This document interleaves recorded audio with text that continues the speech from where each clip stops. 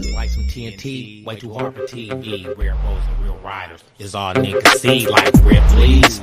Believe it or not, keep them blocks straight high, cause that's how I check the knot, and I can't be caught. That means I smooth shake the spot with my black plastic Glock and the sound of buckshots make it hot. Machine gun Kenny at the drug spot on the Deuce 4 block, cause that's how I sell my rocks, fat talk.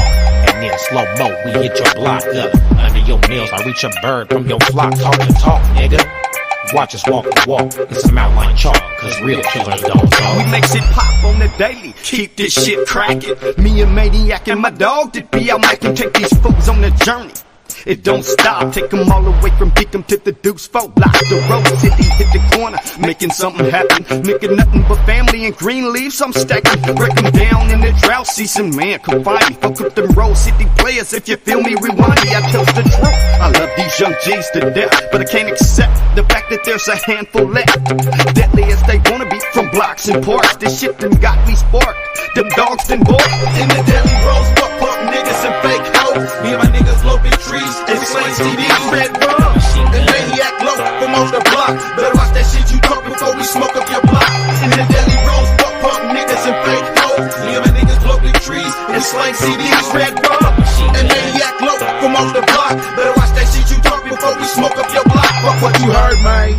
Cause you ain't seen shit till you seen the nigga blow the bitch behind the bitch. Life's a trip, but you can get hit quicker than a switch and cast the fuck out like a snitch. I'm higher than a soprano pitch. Don't fuck around with this class. What's happening, y'all? Welcome to another episode of Football Talk Tuesday with Mawkus O and Ray Nelson Jr. We're in the building. What's up with you, brother? What up? What's going on, folks? We in Y'all know here. what it is. They know what it is. Y'all see this right behind me? You see this Dallas Cowboys and this 49ers? We're going to talk about it today, you guys. We're talking about that. Yeah, we got a hot show. We're going to talk about Russel, Ciera, Wilson. Is he still an elite quarterback in the league? And we're going to talk about the Buffaloes after they got a nail biter against Arizona State. But how do they look? Will they make a ball game? We'll talk about it. But anyway, man, how was your weekend? It was awesome. I mean, how could it not be so awesome when you got the Beavers winning, the Pacers winning? That's Grand High Pacers. Right. Again, to top off the whole weekend, to have them 49ers on prime time beating the dog shit out them Cowgirls. I mean, let's stay there for a minute. Matter of fact, Mr. Nelson, Coach Nelson, yes, can sir. I share something? Can I share my screen? Yes, please. Like all you dirty, no good haters out there that be talking all that cowgirl stuff. I ain't gonna even talk about the other guys. I'm gonna just talk about the cowgirl hate. I mean, let's start here. Where are all these bum-ass cowgirl fans at? I mean, we hurt y'all feelings again and snatched that star. We stay snatching the star from you. Like, how do you keep letting us do that? I did say Dak Prescott threw his helmet and it was an interception. Right. Shout out to my partner Anthony Eden when he said that joke. Man, and let me see something. Let me. I'm on my Facebook because y'all know what it is. Some of y'all know exactly what it is, but my boy Tyrone Dangerfield. Shout out to Tyrone Dangerfield. Shout out to Tyrone Dangerfield. Oh, my boy is one of the biggest cowgirl fans on the planet. But my boy summed it up nicely. I'm trying to pull it up. I'm gonna pull it up and I'm gonna read it to y'all. Damn, where is it? Come on, don't do this to me. You know how it is. It's technically challenged. Don't do this to me. Shout out to Tyrone. Where you at? Okay. Oh, shit. How come I can't? Man. I can hear you, but I'm freezing over here. You freezing?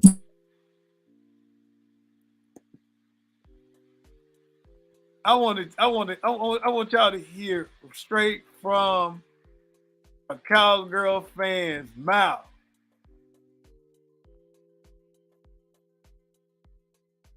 That's fine. I think this is the post right here, but I can't read my comments. How come I can't go to my comments? Oh, here we go. View comments. Man, come on. I know, boy. This is just redonkulous. That's because I'm finna talk so much crap. Yeah, I'm gonna pull it up on my phone. Just 1 second, people. Give us some highlights, Mr. Coach Nelson. While I pull up this beautifully written post.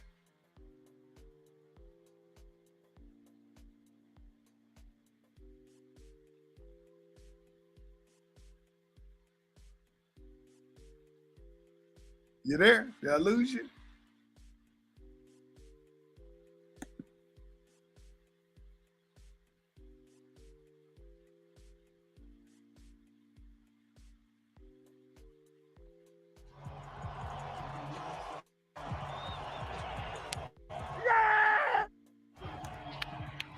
Debo!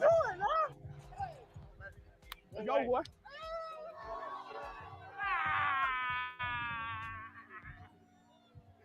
Hey. All right, cool, dude. Let's go, boy.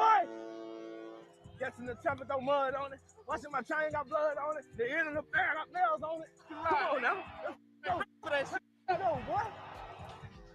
Big Trent Williams, the best lineman in the game. Man, we got so much. Yes, sir. You guys have such a good, unselfish team, and it is great to 100%. see.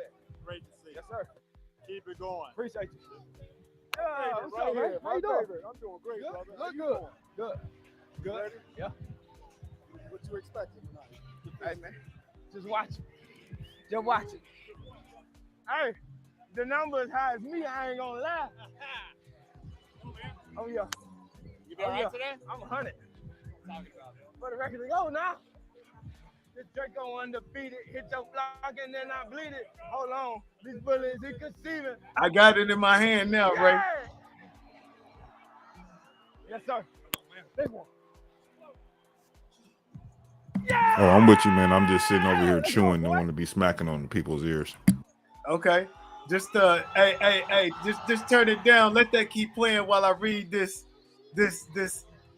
summarization from a true cowgirl fan. Yeah, man. Mandatory. There you go. Hey, so once again, shouts out to my boy Tyrone Dangerfield, bro. You know it's all love, Pacer for life, but you know what it is. Niners, Cowgirls. That's what the shit talking is in effect. But I gotta read what you said because you summarized it beautifully, my brother. You said no real Cowboy fan should be hurt. The 49ers are just a better team. They have players better than ours at every position. The 49ers exposed our simple offense, take Lamb out the game, and Dak has nobody else to throw the ball to, or they cannot get open. I mean, from all three phases. And I'm not going to add another phase, coaching. We got out-coached. Our team was not prepared. And the 49ers was overly prepared. I mean, who didn't know Kittles had 2 touchdowns? Oh, I'm sitting here on my couch like, where's Kittles? Y'all alley-oop another touchdown to Kittles seconds later. How prepared? How a prepared team don't know where Kittles is after 2 touchdowns in the game? Oh, Hey, I ain't even mad at you because man, you've been going at it for years, T. But bro, that right there summarized y'all whole motherfucking team. I can't even troll you no more after that, bro. oh man, I didn't do no trolling. I just let my memes do the talking. Oh, bro, come on, man. Oh, man, yeah. I mean, I got plenty of memes, but boy, because see, I was mad I didn't talk enough shit leading up to the game. But see, I don't be one of the jinxes. I ain't gonna lie. Y'all can say whatever the hell you want to say. I be focused. And then after we put that whooping on you, I'm gonna give I ain't gonna shut up. I'm gonna stay trolling your timeline. Oh, I'll be seeing you. You be at these motherfuckers. I'll be like, ooh, What's he's his going name? in. Yeah, shouts out to Corey Jackson. Don't you run? You know you the biggest Cowboy believer. I don't know what you be eating, boy. Because I got to give a shout out to my partner, my Cowboy partners, Ramon Hall, my running back partner, my small brother right there, but he's a Dallas Cowboy. My cousin Sal, he's a Dallas Cowboys fan. My partner LaShawn Chaney, he's a Dallas Cowboys fan. You know what I'm saying? And it sucks to be you right now. So just want to give y'all a shout out. You know, because I did see a lot of people talking shit. About 2 weeks ago, they was talking about how they had the #1 defense in the league. I scoffed at that. The notion that they had a better defense than the San Francisco 49ers. That's the most ridiculous shit. But go ahead. No. Remember who they just beat up that first game, and we played them, the Giants, Pittsburgh Steelers. The Pittsburgh Steelers. No. Yeah, we beat them up too. They beat the dog. They blanked the Giants and was like, "Well, oh, you talking about what? Yeah, they smashed them. And see y'all, they scored 17 points on y'all. So that means we 17. Man, come on, man. We beat them and we put an even more superior beat down on you, like we've been doing. Like all these little what they call charity wins or moral victories. And no, dog, we hit y'all in the mouth every single time we done played you. We done eliminated you 2 years in a row from the playoffs. And now we started the season off by slapping you around like a little punk. Just stay taking that star from me. Give us that star. Give me the star. They taking L's after L after L. They taking elbows, bro. Man, phase of the football game. Hey, hold up. Let me show them the Dak Prescott interception shuffle. Let me cue that up. Let me know when you're ready. I'll pull it up. That's the Dak Prescott interception shuffle. He be doing it too, boy. I'll be like, God damn. Oh yeah, I seen it. I know you're talking about. Like, come on, dog. It's like a dance move. That's a like cold dance move he got there. There you go. There you go. Pull me up. Oh, you up? It's up right now. Is it? Yeah, it's up. I seen him do that a few years ago, bro. I just thought that was probably like. I mean, moving. Wait a minute, it should be moving. Come on, there. Oh, it's moving on by. Why ain't moving? It's moving now. Oh, it's moving now. Yeah. Oh, okay. Yeah, that shit is kind of stopping a little bit. Yeah, no, I'm gonna use that and make a crazy meme off of that one. But I ain't gonna go too hard on him, man. It's still early in the season, but we five wins in. We smashed the Pittsburgh Steelers 30-7. We beat the Rams. That was a pretty good game, probably the toughest game we've had this year. 30-23. We beat the Giants 30-12, Cardinals 35-16, and the Cowboys 42-10. The worst one. We pretty solid. Right now we have the Browns, Vikings, and the Bengals coming up. And I want to say that, well, I ain't going to say anything. I'm going to ask you, what do you think is a trap game in this situation for the 49ers? Well, okay, you got to watch out for the Browns because they got something going on over there. But, if we go in and take care of business, it shouldn't be a problem. Right. But Joe Burrows, he scares me. Okay. Joe Burrows. I mean, that kid is something. Chase, him and Chase. Yeah, they got something going there, and we go in there sleeping. They can get something started. I mean, what kind of momentum would they have if they beat us and start a little run? Right. But I feel like I agree with you. I think that if these next 3 weeks are going to be important, then they go into Jaguars. They play the Buccaneers. Going to be November 19th, so that's going to be an interesting game. The Bucs look pretty solid so far, but the Seattle game on my birthday, November 23rd, which is Thanksgiving.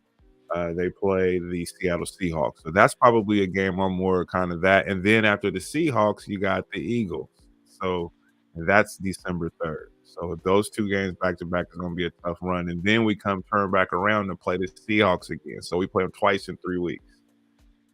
And that's a rivalry game. So we can't, look, they not no pushover. Ooh, excuse me.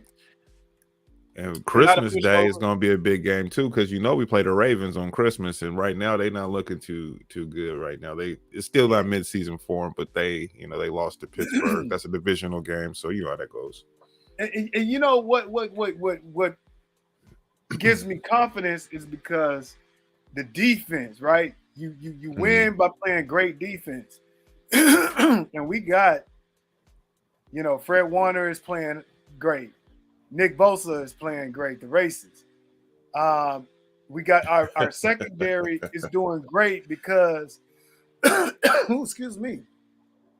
The secondary is doing great because our front seven is so staunch. I mean, teams aren't just, Dallas got that one touchdown, but it's like, hey, you're an NFL team. You're supposed to score 1 point or one touchdown.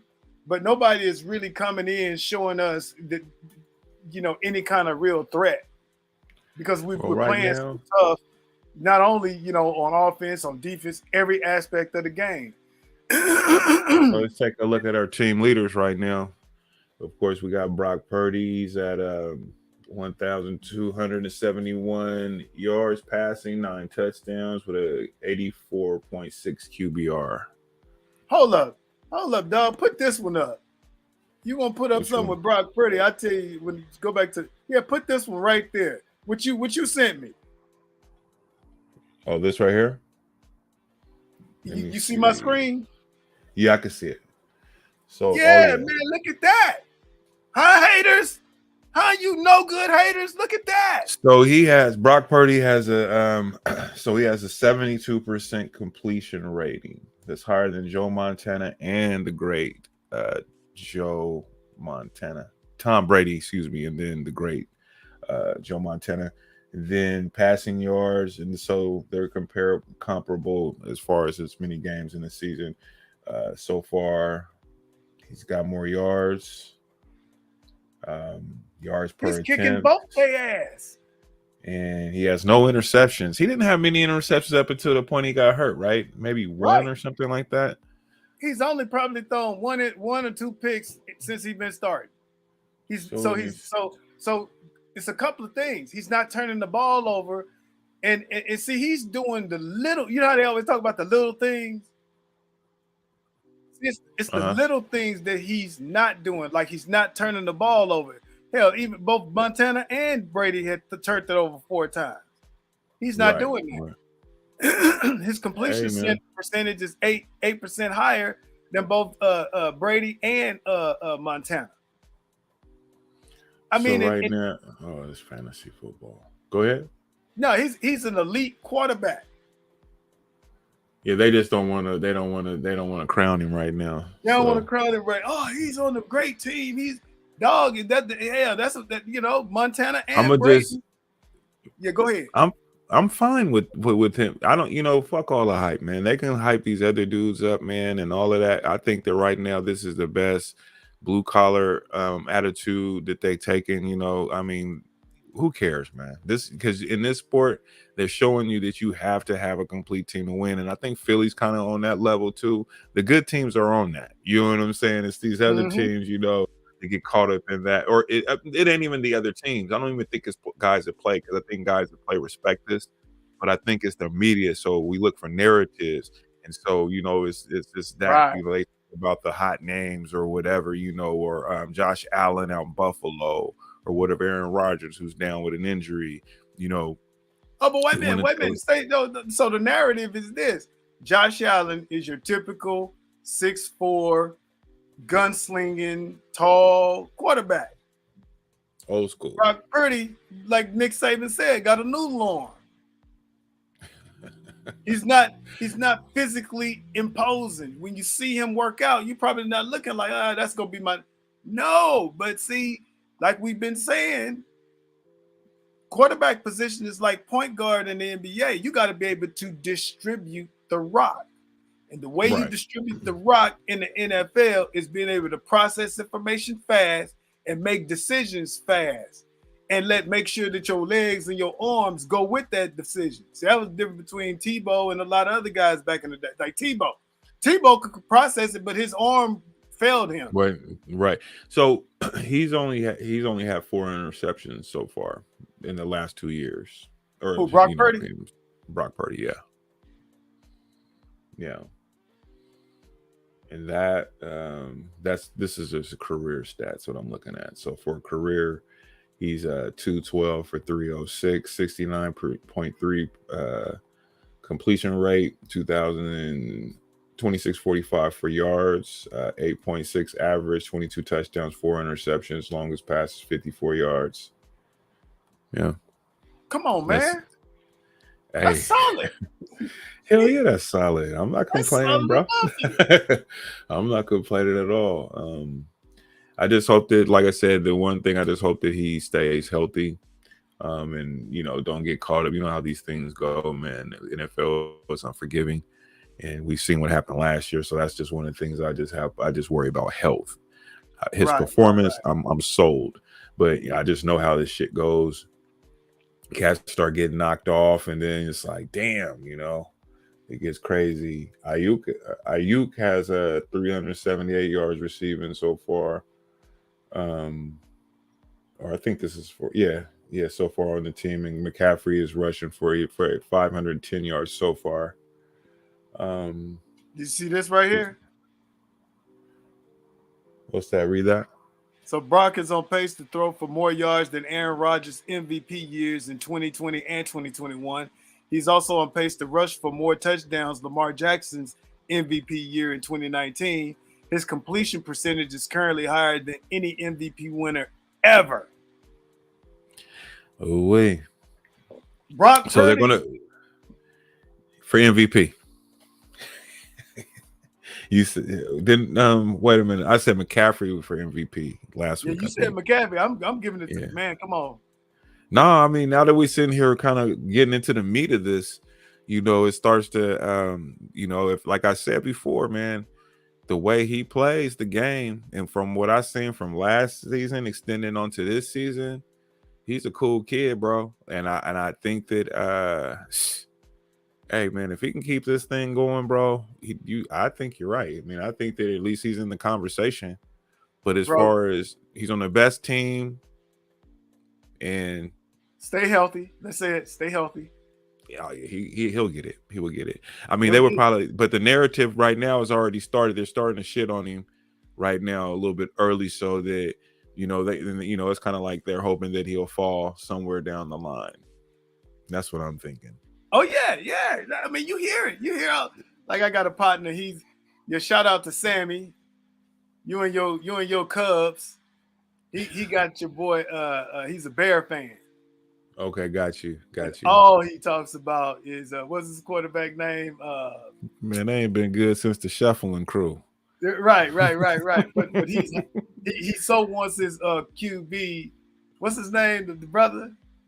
For Fields, Justin Fields. I couldn't think his name. Yeah. Well, Justin Fields is this, Justin Fields is that, and boy, come on, man. I know. Hey, Sammy, I'm with you. I like Justin. I like him because he's brother quarterback, whatever. But dog, he ain't better than Brock Purdy. And I don't care what y'all say about him being on a great team. Hey, shots out to the Niners for doing the pick him. Listen, they listen. He was the last dude picked. I hate when they bring that up because it's like any of you guys could have had him, but now you guys all of a sudden you want to get one. It doesn't make that make sense. It's like this. They picked him, and they have a system that complements each other.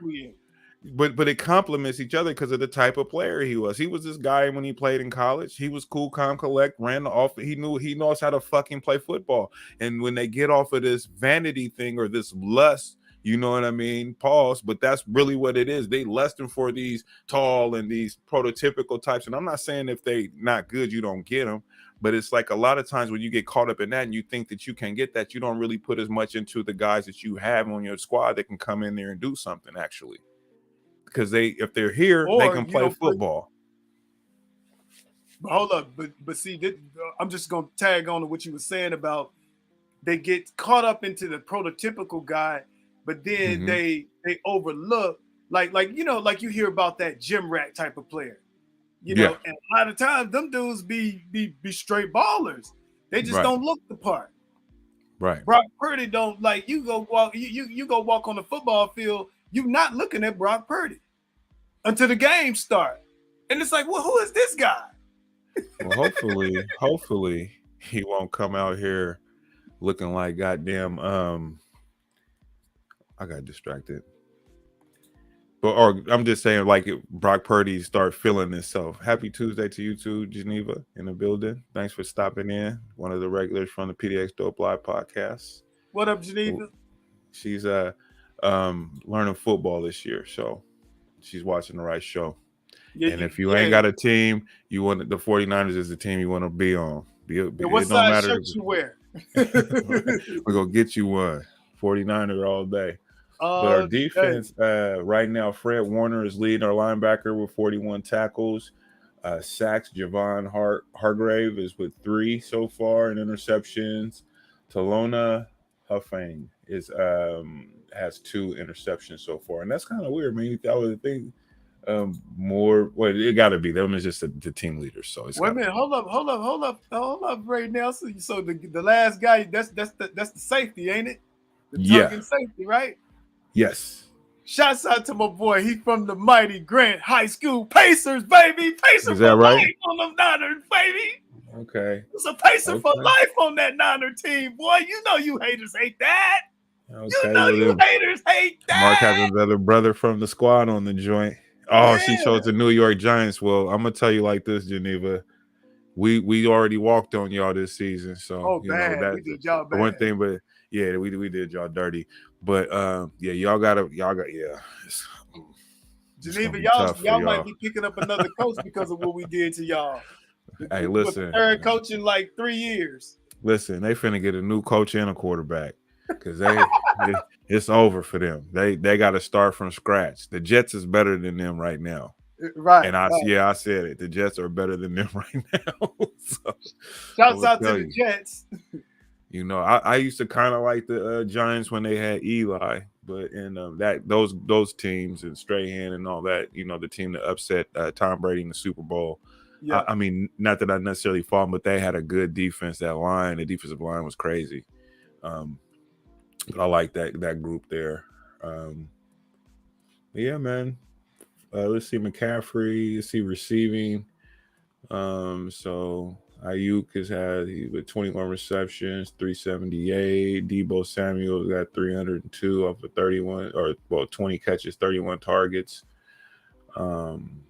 Kittles, he got 5 games. He's 17 receptions, 215 yards, averaging 12.6. And these guys are, look at this, the top 3 receivers are averaging 18 yards, 15 yards, 12.6 for Kittles. You know, Christian McCaffrey is averaging 8.4, and then you go at Juan Jennings is at 20.2, but you know, that's 5 receptions, 8 targets for 101 yards. So that's good. And that's a young player. So you got, Bell. I mean, he's distributing the ball really equally, bro. I mean, like, you know, his main guys. Yeah, his main guys is getting it, but the young guys are starting to, you know, they got a couple catches, but 4 guys is who he's focused on. And so that's how coaches is going to try to game plan against the Niners. I know when we teaching you learning right now, you learning that ain't the team. That's what you learning today. I'm trying to tell you. I mean, it ain't got to be the Niners, but it should be. But I'm just saying it ain't them. That's for sure. It is not them. You want to go get you a 13 jersey because by the end of the season, everybody going to be on my boy's job. Brock this, Brock that. Yeah, they're going to be. I said it when he got drafted. Nobody knew, but all that's going to start coming out. Yeah, I All said, that's going to oh start coming man, out. no, here we go. Oh man, he on an all-star team. He on the best team in the league. He got all them weapons. And he making them weapons work. So Mark, anybody who says that, those are low frequency people.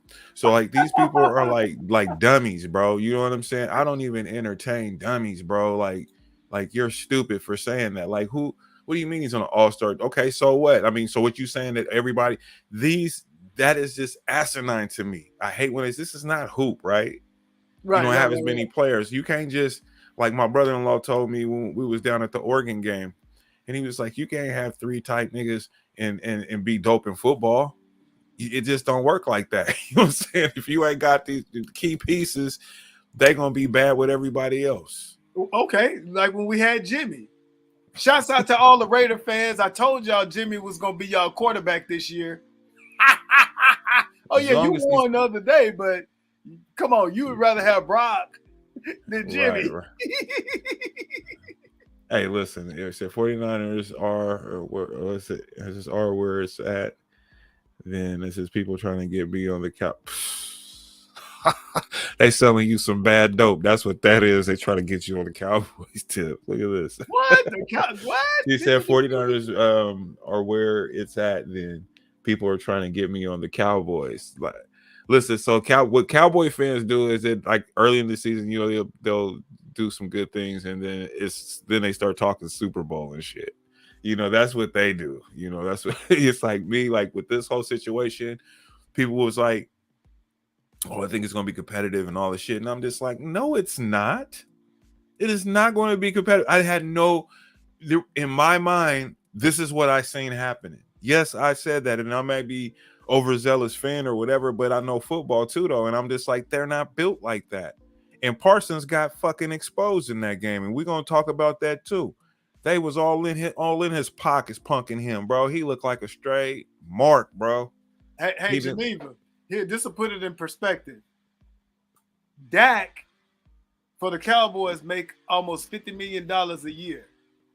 Brock Purdy only makes $870,000 a year, and Brock is way better than Dak. He was the last. Purdy was the last dude picked in the draft when he got drafted. He wasn't even. So didn't nobody want Purdy but us? Right. Nobody wanted. He was just sitting there, just sitting right over there in the corner by himself. He probably was going to be on somebody. He would have ended up on somebody's practice squad. He came in and showed up and showed out. Now look at him. All he got to do is keep his head down, make his little 800. He's finna get some endorsement money.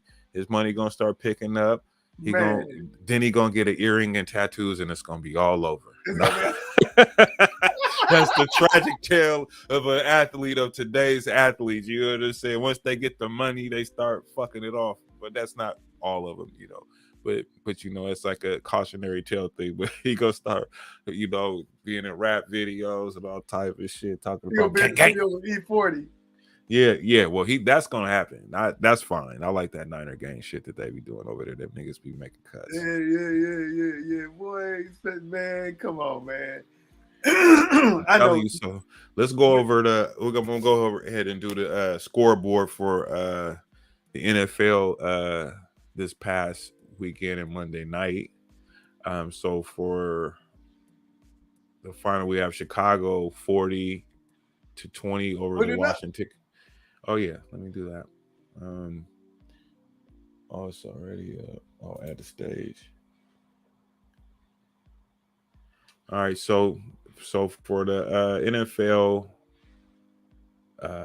Sunday games, we have the Chicago Bears gets the victory 40-20 over the Washington Commanders, the worst name in sports history. Did you say condoms or Commanders? Commanders. But that would probably be better than Commanders.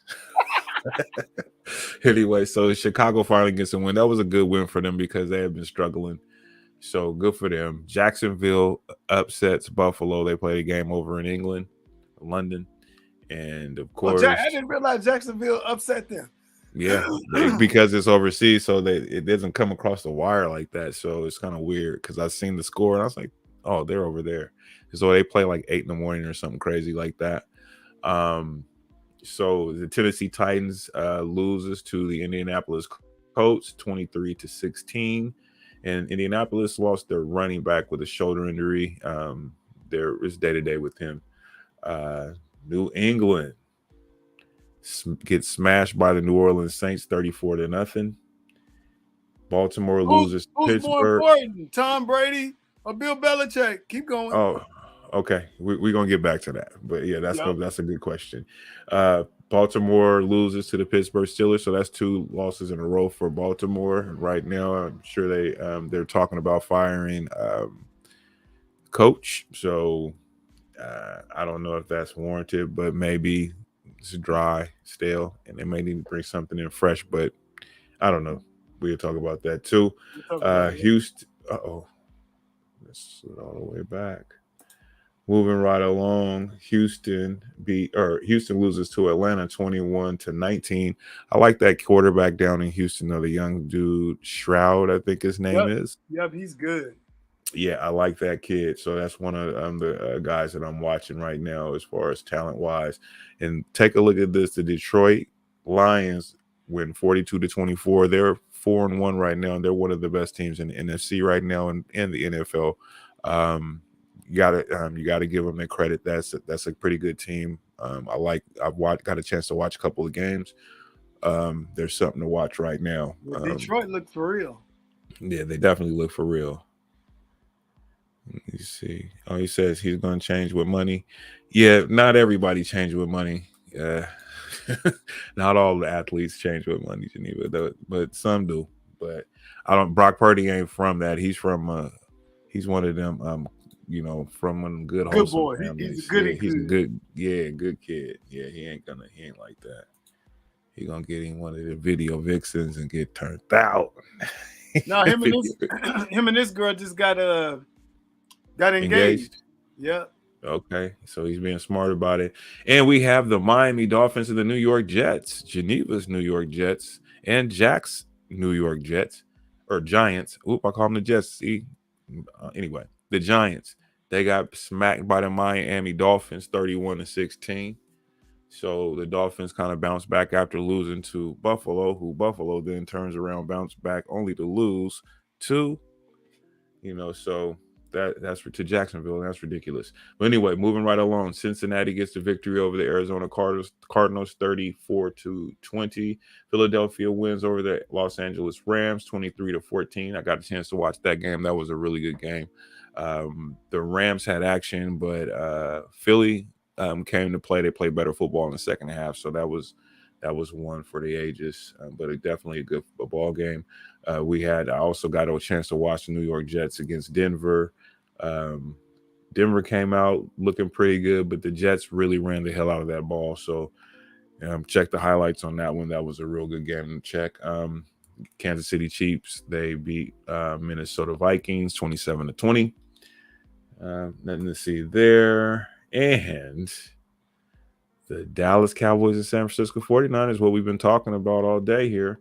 49ers smashes the Cowboys 42-10, and I think they took the foot off the gas or the neck of the Cowboys because I really feel like they could have did them even dirtier. But that's just me. And that's your wrap up for our NFL football game. So, and what do we got Thursday night NFL schedule? Denver Broncos. Oh, that's right. The Broncos is playing. Who are they playing? The Chiefs. Okay. Well, I don't know. I don't know what they're gonna do about that, bro. I mean, whoever's at home gonna win that one. Because I can even see if the Broncos at home making it tough for the Chiefs. But if it's if it's Kansas City, the Broncos going to get a fat W. I mean, a fat L. Okay. Let's see here. Yeah, it's gonna be interesting. I like watching the Jets too, though, because they just got a bad rap, bro. Just how Aaron just busted his joint up just early like that. I didn't like that. I want to see him. I wanted to see what he would help the Jets do. I think they would have been pretty good right now. So it's kind of like a bummer that happened the way that did. So okay, so back to your question though. Bill Belichick, coach of the New England Patriots, Super Bowl winner, Six-time Super dynasty, Bowl winner. 6 times. What he's been to 7, 8 of them, and he did all this with the GOAT Tom Brady. So the question, what's his record? What's his record been since Tom? Has he won a playoff game since Tom left? No, I don't think so. I would have to do some research on that and take a look and see. But has he even been to the playoffs since Tom left? I don't believe so. I don't think so. Because when he first left, I put on my when I realized, okay, yeah, you need a good coach, but you also need quarterback to win. But what we're seeing with this whole Bill Belichick and Tom Brady situation is that you need Tom more than you need Bill, because Tom went to the Tampa Bay Buccaneers, who was got a Super Bowl and won a Super Bowl. And Bill, in all of his genius and coaching acumen, hasn't even went to the playoffs. And then this is the thing that I want to make sure people understand and hear. The smartest man in football decided to make a defensive guy that never called an offense an offensive coordinator. And who was that? Matt Patricia last year. Because then Patricia coached he was a defensive coach. Right, but he got a head coaching job at Detroit for a while until he got out of there, right? He got fired, went back to the Patriots, and was a consultant. And then last season, good old Bill Belichick, smart Bill Belichick, he allowed Matt Patricia and that other guy to split duties at offensive coordinator. And it's like, that was the dumbest thing in the world. Like, why would you, like, Matt Patricia never been an offensive coordinator. He's a defensive coordinator. Why would you do that, Bill? You should know better than that. And my question is, or did he know better than that? So he's the GM, or does he have a GM over his head, or is he the GM and the coach? The GM and the coach. There lies your problem. That's a problem. You cannot. I think that, and I was listening to Colin Cowherd's show, and he was talking about that. He's like, it's difficult to do both when you have the power and then the responsibility and everything's on you, as opposed to you just focusing on what you do best, and maybe a little less money to not have to have both roles, but then work it that way, versus then you have some kind of deniability, when something goes wrong and they don't draft the people that you wanted, but then you're the one in control of this stuff and you're making the final decision on who you're drafting. I'm sure Kraft has something to say about that, but ultimately he's the guy who's picking those guys. And so when they don't turn out and he's getting these washes and all that kind of stuff, it starts to speak to you got too much shit going on and you need to relinquish some of that power. But some people are power hungry, and I think that's one of the things that he's dealing with. I think that if he was focused more on just coaching and not having to deal with that aspect of football, he would probably fare a little better. I'm not saying that he's better without Tom Brady. I'm saying that he would be better than this. Okay, there's another point here. I'm just pulling it up because I got to get my names right. Got you. I need to tighten it up. Get these. I got to tighten it up, people. So hold on one second. I got to pull something else up because there's another bad piece of hiring on that staff, and I called it because if it was true, Matt Jones would be a better player right now.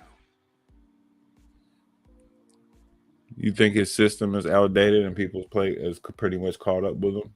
Nope. It's again who you hire, right?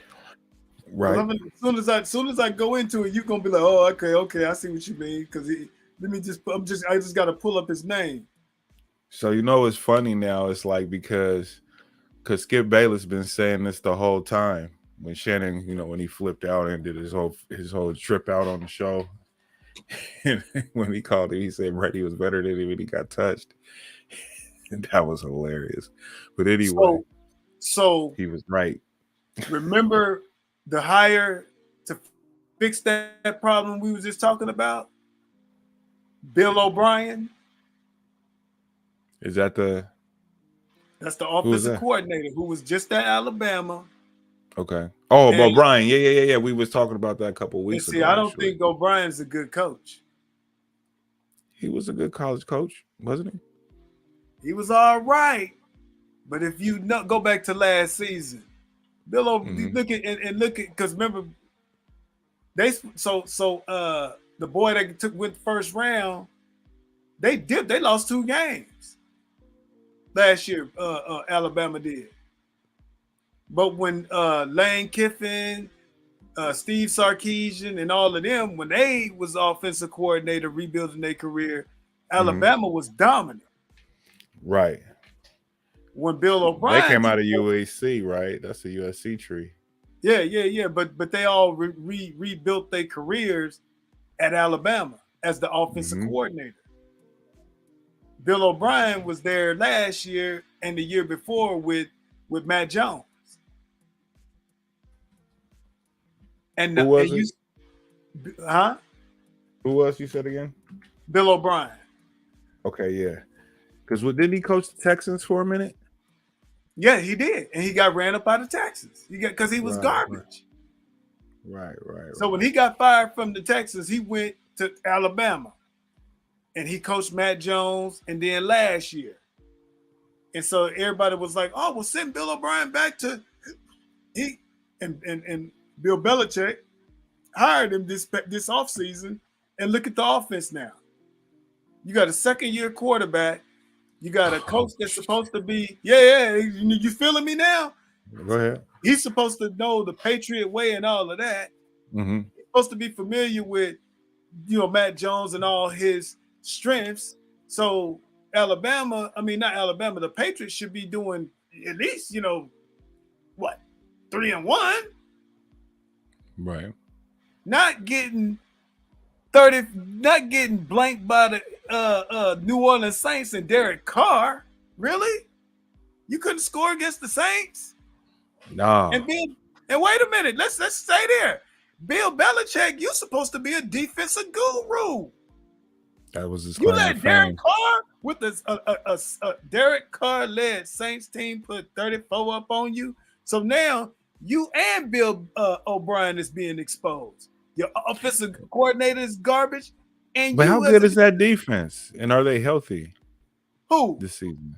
The New England. Yeah. Yeah, they're supposed to be, a little bit of rebuilding. But come on, man. Bill Belichick's supposed to be plugging and go. The Patriots way. They don't spend big dollars on guys, They draft right and draft this and that and, and they just keep reloading. Well, Rex Ryan says that Bill Belichick is just a loser without Tom Brady, and he think it's time for him to be fired. Do you think he should be fired? Absolutely. That's my whole point. So you fire him. Who do you bring in? You bring in it's gonna be more. It's gonna be more than just firing him because I don't know about the personnel over there. You know what I'm saying? Hey, look, you better do like the 49ers and the Rams and the Dolphins. You better go find somebody on the 49ers staff. No, they finna go get Coach Prime. Coach Prime, he's coming. Oh, Coach Prime, hey, whatever. We coming. Right. You see what I'm saying? I'm just saying that here. Yeah. Free agents in this joint. Bill Belichick ain't got no more Tom Brady, so all of that is gone. I mean, if I'm him, I'm walking away, man, because it just seems like he's just becoming. I don't know. It's just like he's not in it no more, bro. That man is in it more than you realize, but he don't have number 12 no more. Nah, I think that, like I said, bro, you can't pick and then coach, bro. That's too much on him, bro. And that's what his biggest problem is. It was easy to do when you had 12. So yeah, he hit a lot of deficiencies. He hit a 12 lot had of a lot to deficiencies. do with a lot of that. He managed the game, didn't turn the ball over. And that's really how that works with that team. You know what I mean? They have solid defense, and then they had a guy who could not only make throws, but he didn't turn the damn ball over. Didn't turn the ball over. As long as you got, and you can compete for championships. That's the formula. Because how many coordinators had Tom gone through in 20 years? Romeo Cornell, Charlie Weiss. I mean, it was a long list. And every one of them, when they went somewhere else, was garbage. Every one of them. Didn't last no more than 2 or 3 years and was fired and ran back to New England. All of them. Right. And that's what's going to happen to Josh McDaniels. He's about to be out. And that's what Skip Bayless was trying to tell Shannon when they was arguing. And Shannon wasn't going for it. Yeah. Before he left the show and it would kind of set everything off. They was arguing about the Patriots. Yeah, and Skip told him that you're just mad because he's better than you. He's way better than you. That's what Skip says. And he said, "You act like I'm a bum. I've been in the Super Bowl 3 times." He says, "I'm a freaking Hall of Famer." And he lost his shit on the show. And then everybody got mad at Skip because he said that because he was being petty. But it was funny though. But that's what Skip was saying. He said Belichick wasn't shit without Tom Brady. That's what he kept telling Shannon. And so then, like, fast forward after Shannon leaves or whatever, he's with First Take now, and so they're talking about the same situation. And he's saying he had to kind of, concede that, after looking at them this year, he's like, Belichick is just really, his coaching is average or been below average since Brady departure. So it's the irony of it all. But I did see him say that though. But it's like Skip been trying to tell you that, homeboy. Why you get so mad? Take your glasses. Why you taking that? That's damn, especially that. Like, come on, bro. Yeah. I know y'all like a lot of people like those talking points, so they had it. I mean, like you started talking that crap, like Trey Lance, right? Mm-hmm. Trey Lance. I wanted that boy to succeed, and I'll probably put a little bit more faith in him than I probably should, but I didn't get emotional because it's like you can't deny what Brock Purdy is doing, even though I wanted it to be the Trey Lance show. Yeah, no. Once I seen Brock play, I was like, oh yeah, he's gone. He's not ever getting this spot back. Right. I already knew it, bro. I mean, like, this is last season, bro. I was never a big fan of that. I was like, no. I'm not. We don't got time to be developing nobody. Somebody, and he came right in, and it worked in the 49ers' favor. He didn't have the pressure, right? Coming in as a top draft choice, he's making low minute. He ain't making no millions. He's like you said, $800K a year, right? So $870,000 a year, which is still good money to some people. But I'm just saying, as an NFL starting quarterback. Right. That's nothing. Team. Yeah, so that's nothing, but he didn't have that pressure. He's coming in basically, happy that he got a job. And so he's not playing with that, too. So to the haters. Now y'all sit there and talk about all of this shit, how we messed up with the Trey Lance situation. Did we really? Let's see. No. Hold up. We gave up a lot. But then, do y'all realize that by things working out the way they did with Brock, the last pick of the draft, $870,000 salary, it kind of was a wash in itself. Yeah, because we saved a lot of money. We ain't got to pay a guy. It's the rookie thing too. So now you can go get some players because you know what I mean. You ain't got to pay this guy for right now. It's going to be the year after, next year, the year after is when they're going to have to pay him. Yep. But for now, hold up. If he win a Super Bowl for us this year, we might have to deal with that in the offseason. Well, they'll extend him, but I believe that this is only his second year, right? Yeah. So he got 4 So years on his rookie rookie, contract? right? So he'll be on that rookie deal, but they'll probably restructure it and get him all lined up for the next 6-7 years or something like that. Who knows how that's going to work out? But they just the 49ers got lucky, kind of like with him, and Yeah, I that's think what I'm that saying. helps them. Because everybody They keep talking that shit like, oh, well, y'all gave no, they up could on. afford. No, they could afford to do it at that point. Just like you said, it's a wash on the money end. Yeah, because Those are future draft picks, right? right. And So now that we whatever. didn't we gave that up, but we only paying our real starting quarterback. Shit, we only paying them 6 figures. Could Right, you and we like can still pay Debo. We can still pay IU because all those guys, that's the thing about free agency, man. It's like we only get these guys for 3 to 4 years if you're lucky. You know what I mean? 3 to 4 years. So that this outfit ain't gonna look like this next year. You know what I right? mean? Oh yeah, Because we'll lose 1 or 2 of them. yeah, because Debo might be gone. Or I don't know about IU. I think he's young, so I think they got him for maybe another year or two. But you just I mean, but long as you keep it solid though, but they got a good quarterback, bro. So I think they'll be okay. Right. I think they'll be okay. But So yeah, though. then that means that so if Bill Belichick gets fired, they're coming on our staff. So which one of our staff members you think? I think Anthony is it Anthony Lynn? He's the co-head coach right now. He might be in alignment for that New England job. Yeah. Him or the defensive coordinator. I just think that I think that whoever goes over there, they're going to bring that style of football. I just think that that's the way you do things. I like the way Philly plays. I like teams that operate like that. Got a smooth operator at a quarterback position, and then they just get in there and they know how to manage the hell out of a game. And they can make the big plays and stuff like that, and they're not rattled. It's very few guys like that. And Josh Allen, he's not there yet because he's a turnover machine right now. I think he'll be okay, but right now, not right now. Yeah, not right now. I mean, he just he just be doing shit, bro. Like he trips me out, bro. And I like him. You know what I'm saying? I've always liked him. So it's like, but he trips me out, bro. Like it's like, what are you doing? You know what I'm saying? Like, man, I just don't understand him, bro. But he has all the tools to do his thing, but he just turns the ball over. I can't. It's hard for me to follow quarterbacks that just don't pick off after a pick. I mean, just in crazier situations, unnecessary type shit. But you have a big arm and you see him throw them pretty shots downfield and stuff, and they be on the money. So he got all the tools, man. I just think that the turnovers is just ridiculous. Yeah, I mean, you see the difference. I mean, our guy don't turn the ball over at all. Knock on wood, he don't turn the ball over. But again, every team passed him over 4-5 times. 4-5 times. Didn't even looked at that like, man, come on, man. That's a beater. We don't want that.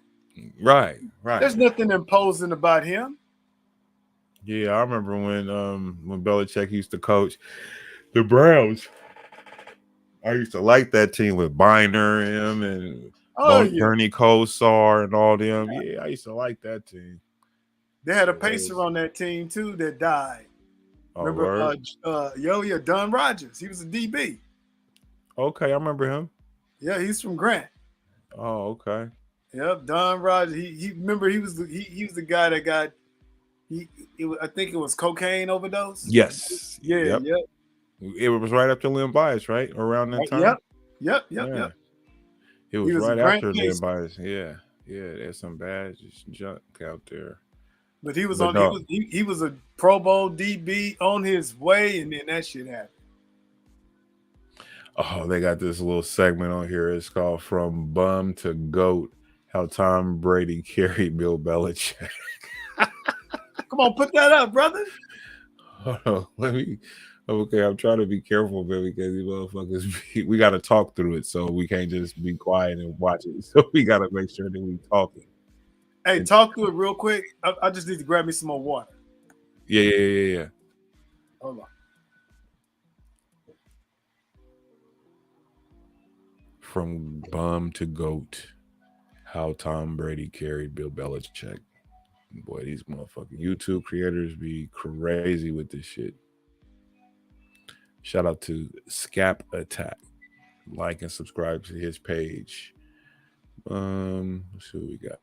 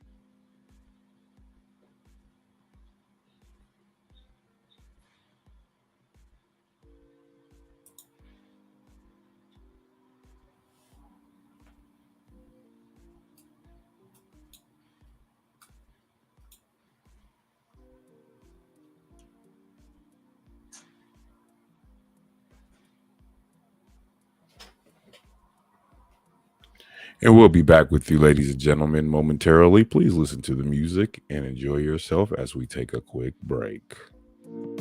You are listening to Football Talk Tuesday with Marcus O. and Ray Nelson Jr.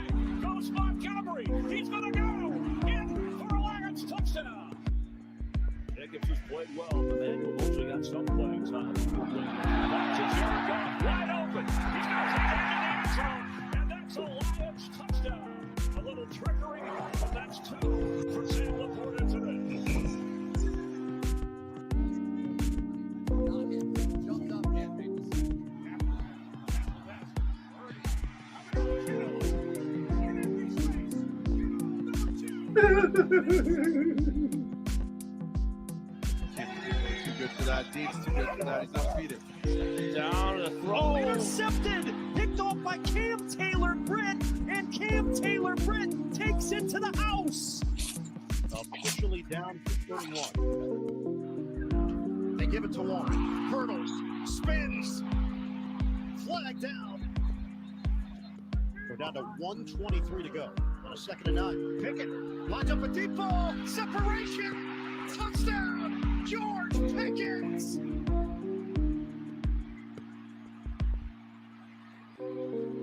It's Pickett to Pickens for 41 yards.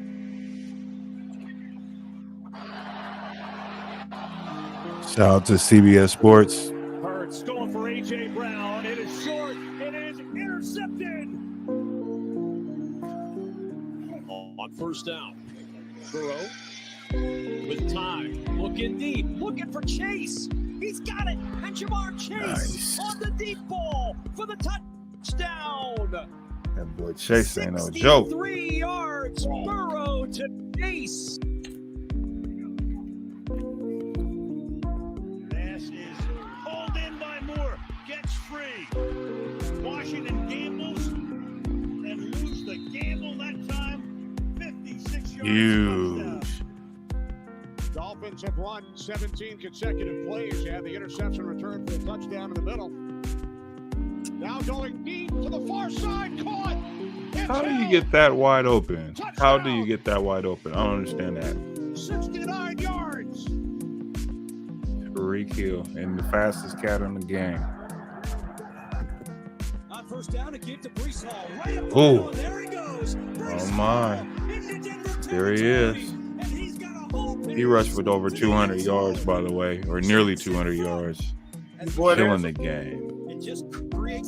Say again? Yeah, he dope.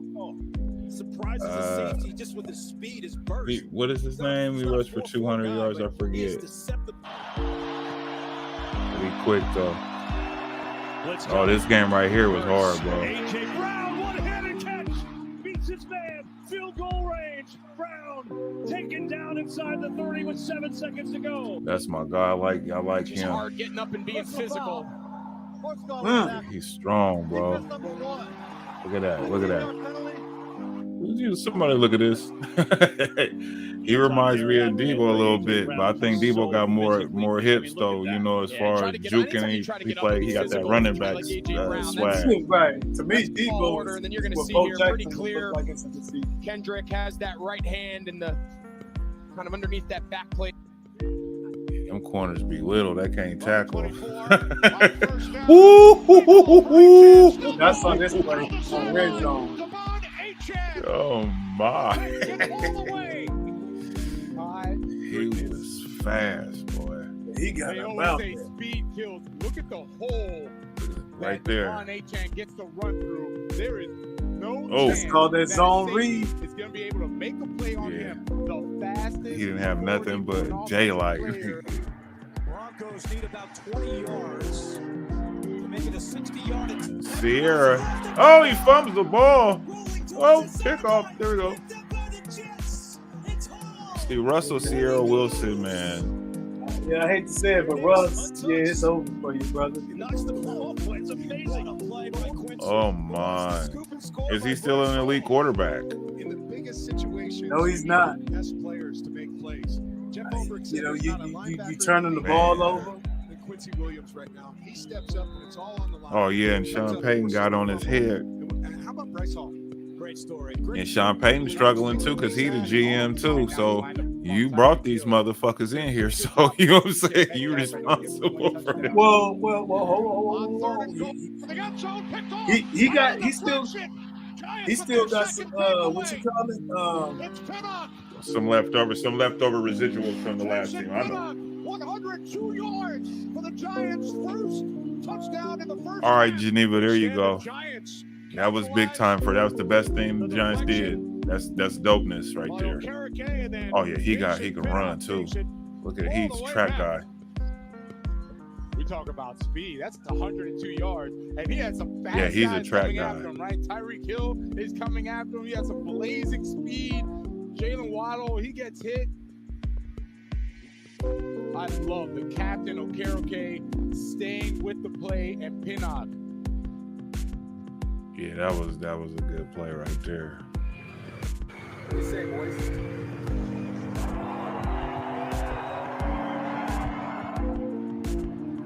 There he is. Let's go, brother. Have fun, baby. Have fun. Like that. All right, dominate. All right, under the lights, dominate. You hear what he said? Under the lights, dominate. Hey, nobody Under can the do what lights, we do. dominate, boy. All right, let's Woo! go. RB's on 3. 1, 2, 3. So you're trying to be something not to show up and play a team like us, that's when you get exposed. All right, let's make sure we do it. He said, when you play a team like us, that's when you get exposed. Somebody. Take a look at the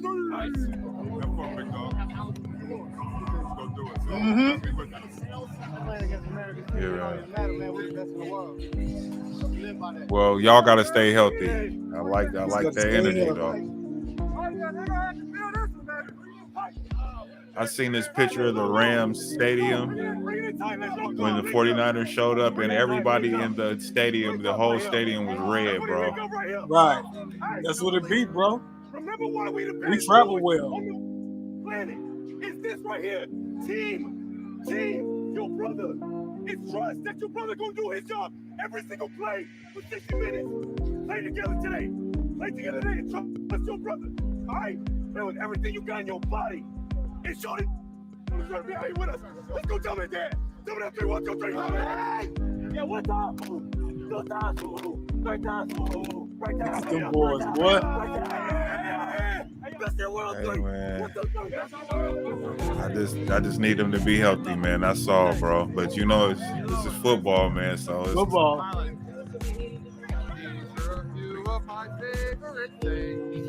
Everything you put your body do, your family do, is your eyesight is out. This is why we play this game. Sunday night football versus the Dallas Cowboys. And we gotta do this together. Together, everyone gonna do it together. Sunday night football. Shay Rice. Niners all the way, baby. Let's go. Let's go. Yeah, that's right. Let's go get him. Go play your game. Be you. All right? Good luck.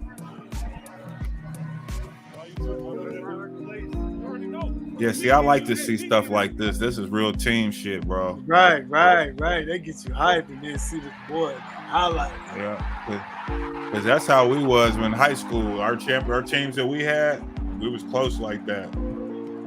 Yep. We arguing, fighting all through the week and shit. If the game time come, all that's out the window. It never affected how we played. Right.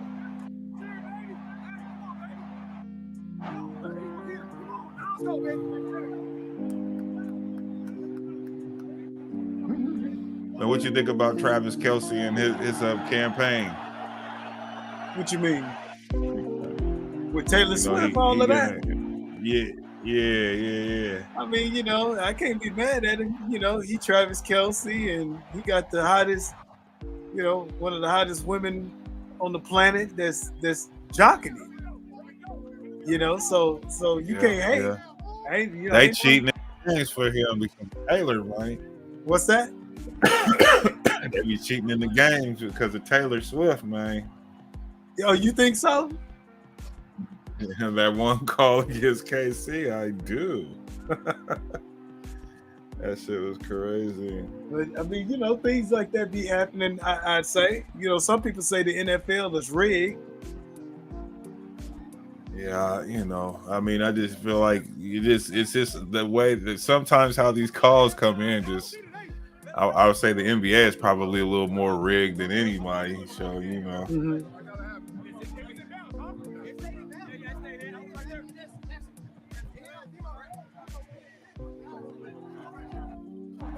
Yeah, but the 49ers got to remain to be physical because when they play the Eagles, bro, it's going to be real. Yeah, we got one thing I remember last time, like when we played them, they were more physical too than us. I know we were down our guy, but we was lighting the ass last year, bro. I think we remember that game. Well, we better remember it. Look at that. Come here. Look at that. Yeah. Yeah, he been killing Warner. That's it. I know y'all hate to see this.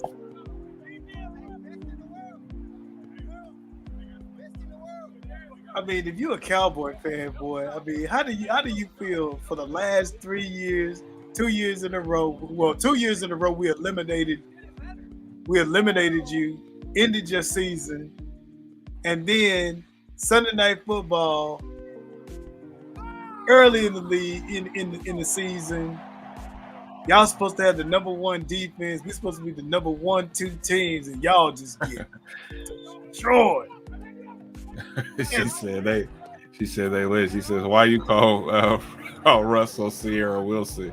Because he ain't been the same since he married her. She got him she dressing him like a Ken doll. I don't know what's going on with Russell. He didn't win Hollywood, listening to her. He got another baby on the way. He's second guessing himself right now. Yeah, Russ, he ain't happy. I don't think he happy. I'm like the Russell haters. He might as well go and hang it up. I don't think that I just don't think that he has a desire anymore, man. He love his woman, nigga, and he got his money, his family. They got, family. Yeah, he got paid. He got hundreds of millions, and if he try to leave, she gonna get a whole bunch of it. Because he didn't sign the prenup. He didn't? Man, you know that. How do you know that? Man, Russell did not sign no. Get her to sign no prenup. I'm telling you. Nigga, I'm gonna tell you just like this, bro. I don't give a fuck what kind of money I mean, if I got that kind of money, bro, I could love a woman to the moon and back though. But if she can't understand that, then then it can't happen. So would you It just won't ever. Hold up, back to call. Now you just called him Russell Ciera Wilson. Now, Yeah. because you called him that, do you actually think he set up a prenup for her? Well, if for my narrative to fit, then no. There you go. She said it like that. That's what I'm saying. I'm just well. Then let me just speak for myself. Then, if it's me, you can forget it. You know what I mean? But I would like to think that he has people around him that would caution him about that, though. No, he's not. That's why. No. Like, did you see Cameron and Mace? Mm-hmm. Yeah, you see what Cameron was talking about? How, like, he was talking about the whole Russell Wilson thing, and he shared some story with him and Just Blaze, and he's like, Just Blaze is like one of Russell Wilson cats. Yeah. I seen that. Yeah. I also, I don't know what, man. I just think that he should have stayed in Seattle, but that couldn't work. But I don't know. I just don't. I never. Russell Wilson. I liked him early in his career, but I didn't like him once he went Hollywood. Oh, okay, but I mean, but Russell, he ain't have her sign no prenup, so he either gonna stick he with better her, stay married, or when they like what typically happens, about a year or two out after football, she gonna divorce him and get half that check. He 40 in the building. Right, 40 water.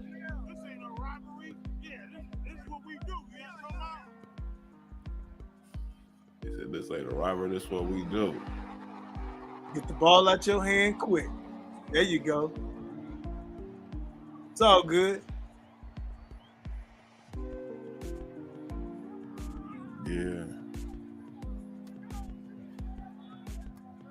Yeah, man. That he was doing that. The fullback played a good game too.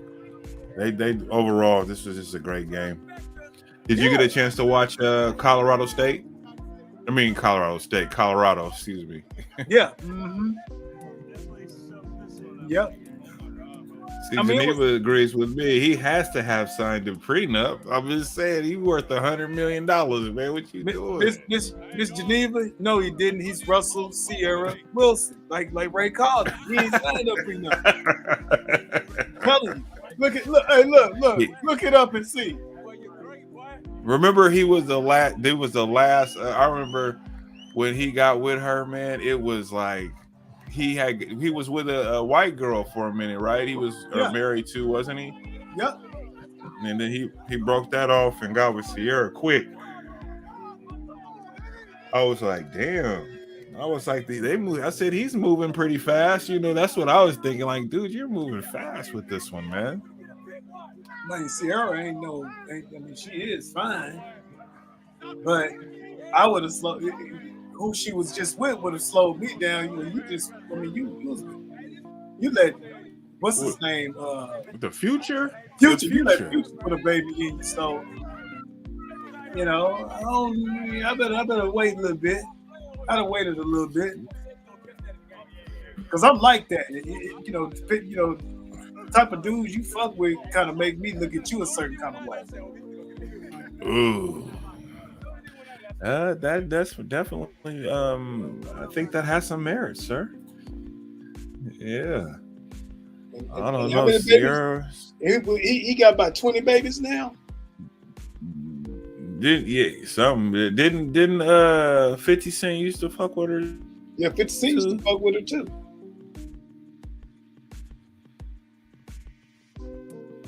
Yeah, 50 did used to mess with old Ciera.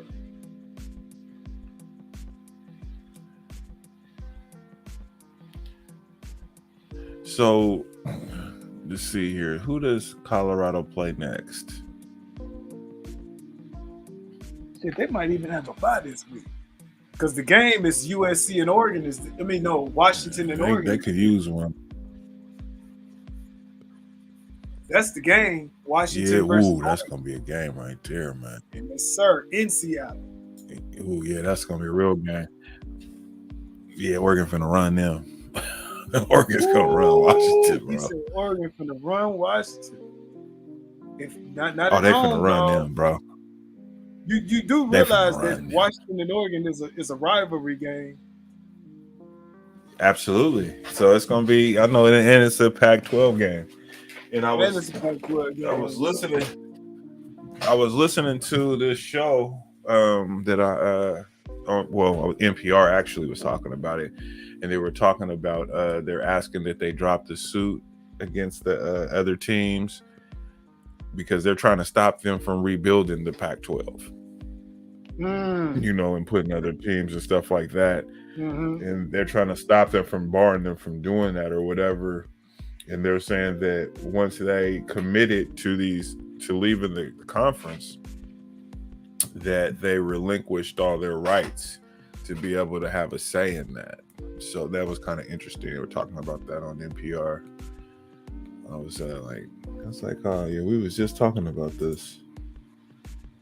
Let's see here. And the screen. What we got here? Let's check out some of these highlights from the Colorado Buffaloes. We're gonna switch this up and talk a little college football. And Coach Prime in Colorado, they coming off 2-game losses. They lost to Oregon and USC back-to-back, but they bounced back pretty well in this game. Let's check out some of the highlights we have here.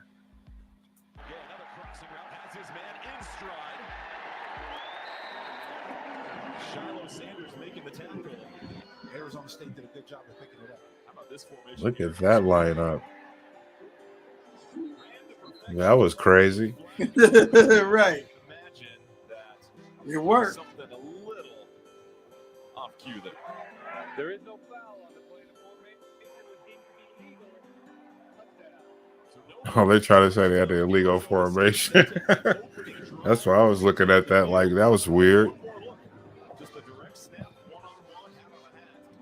Because usually their number one kicker, but as you talk about between Feely and Mata, they don't have the utmost. Shador. Here comes the blitz. 4th and 8.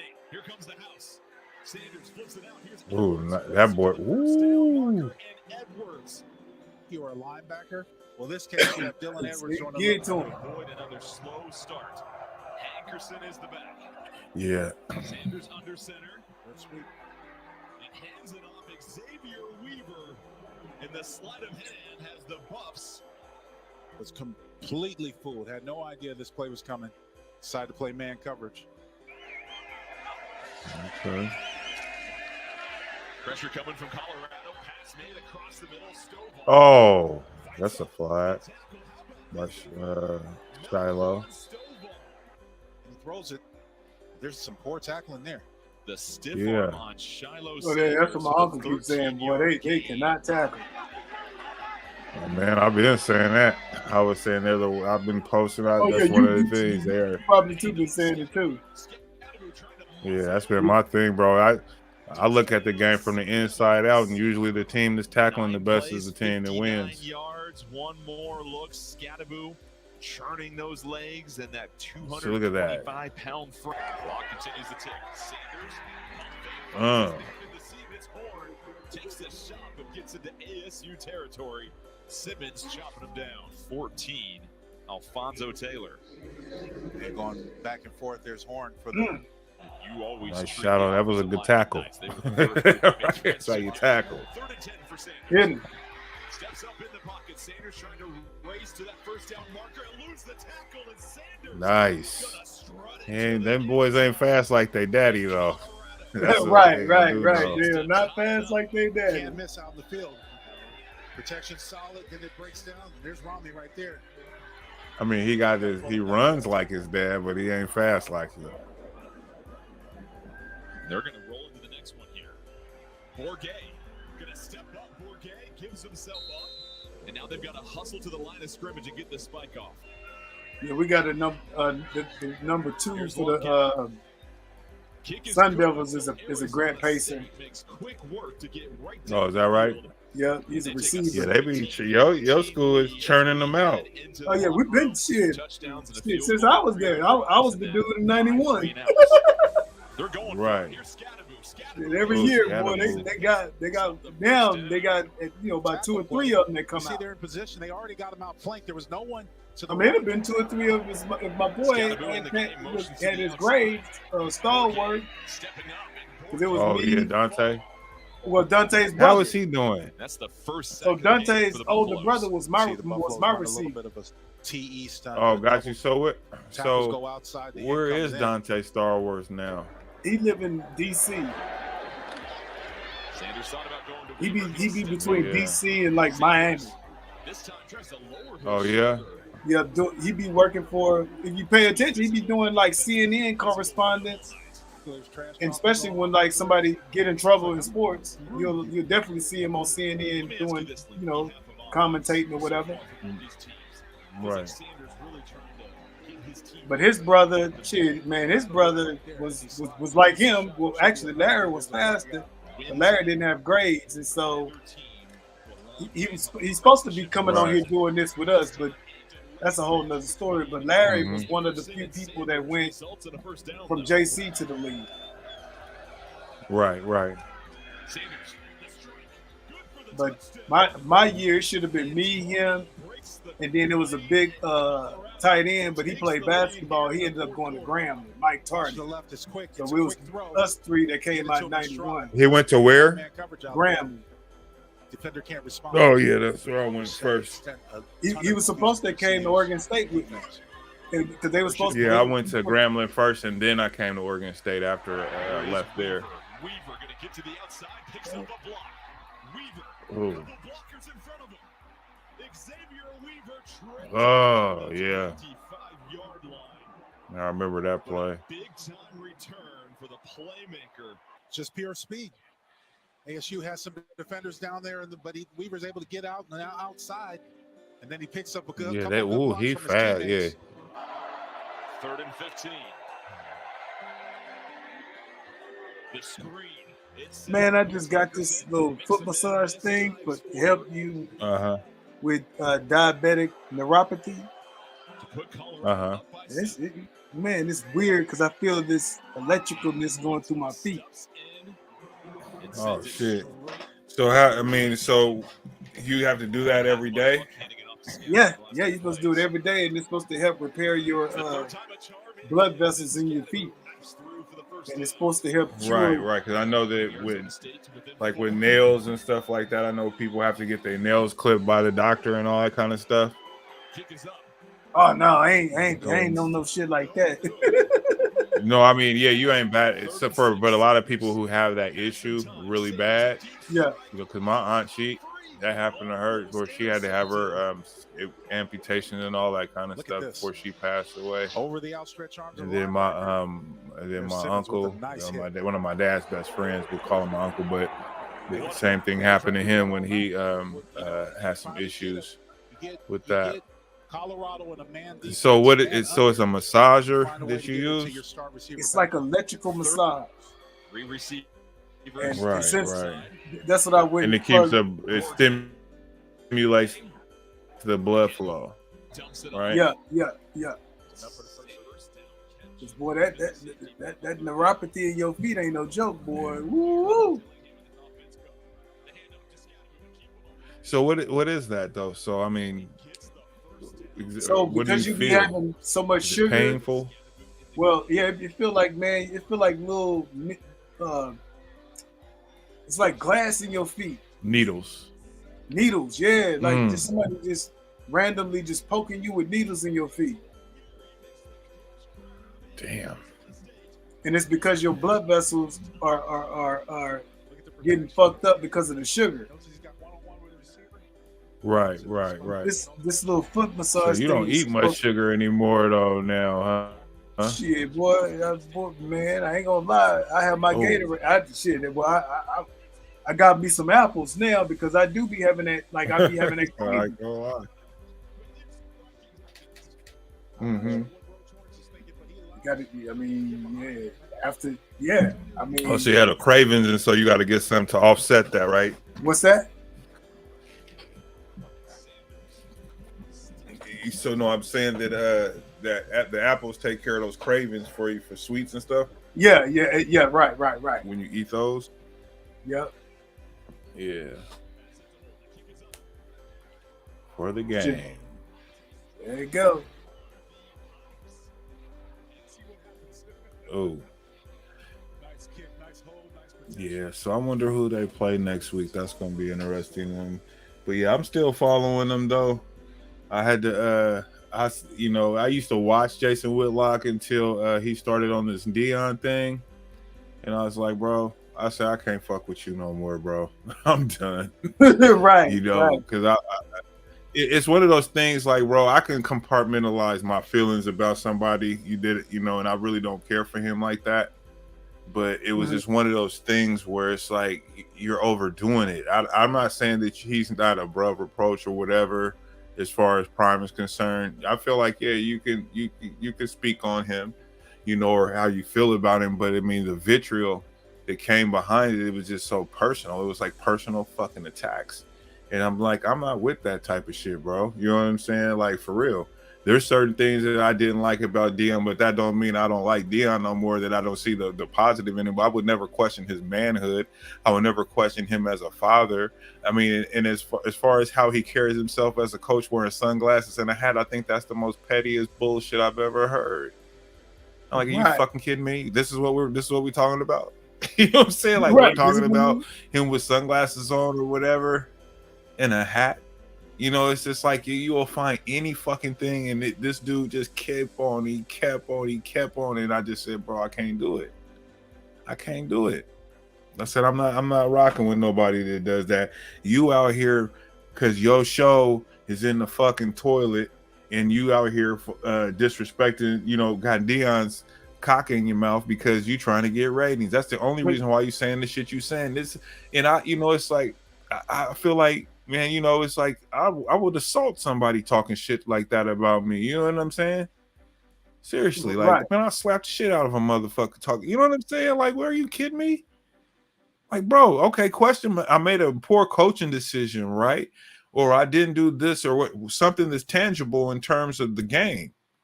But when you start attacking him personally, that's problematic for me, man.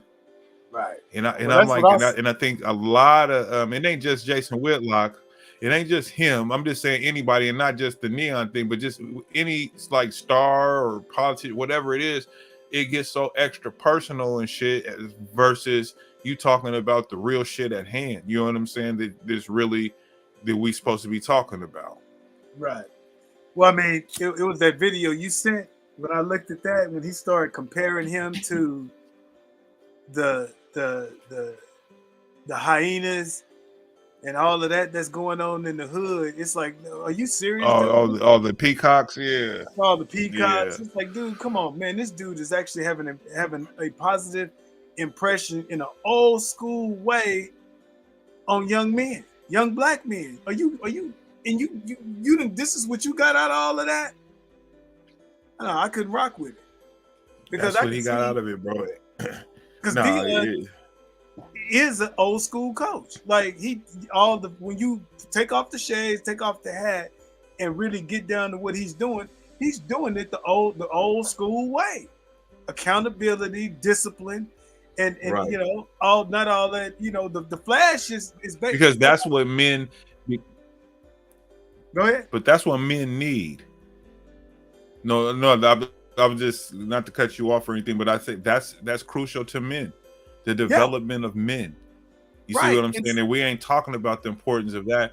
You know what I'm saying? You think that he's selling kids to wear sunglasses in the shade all the time when they're doing certain shit? No. Because he don't wear glasses when he go to church or when he out, when he's, doing some, business like type shit. I mean, what's the problem? I mean, he's raising these kids to be accountable. Yeah. But I'm saying if you if you actually watch him, those videos his son put out, you'll hear certain like they can't wear hats in the building. They can't. It's a lot of shit that they can't do that if you really pay attention, it's like, oh, he actually doing some old school stuff. Like what you seeing is that surface. Okay, yeah, it's what he got to sell to the public because that like he's a marketing man. And Jason Whitlock, you just a hater because there's nothing you really can sit there and say. Listen, what does he do though? He ain't got no kids. He ain't got no kids, man. He don't got no wife. He don't got nothing to be able to sit there and challenge this man in terms of the personal side of things. He wasn't on drugs and shit chasing. I mean, he might have been chasing women or whatever, but I've never known him for that. I've never heard that about him. Like, man, Dion don't even drink. Yeah. That's what I'm saying, bro. So it's like, we're gonna just act, we gonna gloss over all that. You know what I'm saying? He's acting feminine like a woman or something, and then like, come on, bro, you can't be serious with your commentary. Like, what are you talking about? It's just like I said, and here's the thing though, bro, because I feel like I don't even feel like the white people that he's catering to, that that's really who he's talking to. I mean, because it's like, even for conservative blacks, I consider myself conservative, but I don't look at the world like that. And I most certainly ain't gonna down this brother when he's doing something positive. And he has a positive message for this brother. And hey, your sound is tripping. Your sound tripping. Oh. Yeah. Yeah, keep going. Is it still messing up? Oh, there you go. There you go. No, I'm just saying, man. Yeah, no, I'm just saying he just, it was just all the shit that he was doing, man. It just didn't make no sense, bro. And I'm not with none of that, bro. He ain't got no kids, no family. Who are you to speak on how he is? I don't care if the nigga had a clown suit on, nigga. He ain't telling these kids to go out here, party, go out here and do X, Y, and Z. You know what I'm saying? He's trying to keep them cats focused. Right. Stay focused on your purpose and be accountable for your job. You know what I mean? If you make a mistake, don't make excuses. Be accountable for it and do better. Hey, yeah, speaking of that, let me ask you something. This is a little bit of a change of pace. How do you feel about addressing young black men as kings and young black women as queens? You asking me this, Woody? Okay. I'll tell you this. In one sense, I think that it's an enduring term, but on the second, it's like this though: kings and queens of what? You know what I'm saying? And what's your behavior like? You know what I'm saying? Like what does that even mean? African kings and queens? Okay, I got you on that. But it's like this though: it was the kings and queens that sent you over here into bondage. If we're to follow, that historical narrative, right? Right. Kings and queens or whatever, you sold your ass off because your tribe or wherever you was from lost. And it wasn't like these motherfuckers came over here and just raped the land. It was black people was a part of this whole movement. Who were those black people? Those were the kings and queens over there at those times. So the reason I brought that up, you know who my son is, right? My son, the general. Yeah, I can't stand that nigga, but go ahead. Oh, it's funny you said that. Well, I got under his skin because I one time made a comment on one of his posts. I said, dude, all these, because I actually don't mind. I like his movement. And my whole thing was, dude, you got these kids here, but quit calling them kings and queens because everybody's not a leader. And that means everybody ain't no king and everybody ain't no queen. And so he came back at me and was like, bro, I'm going to call him. I said, I'm not saying that to you out of disrespect. So we kind of had a little going back. And then today, because this was like maybe a month ago, and then he was addressing something else again, and he brought that up. And I was like, God damn. Oh, did he? Because he was bothered by it. Hey, listen, bro. So my cousin, Corey, did a FaceTime with my son and got under his skin, and they was arguing, going back and forth about some shit. And I tried to clip the video because he took it down. My son had took it down off of his Instagram, so it was kind of interesting. But during the political season, I got into a conversation with it was a kind of a, I would call it a debate, so to speak, with Malcolm Jamal Warner. Right. Okay. Yeah. Yep. Yeah, we were talking about the whole, it's probably Biden and all this type of shit, and I had made a comment. I said, it's like I didn't expect, they stars. I don't expect them to fucking respond.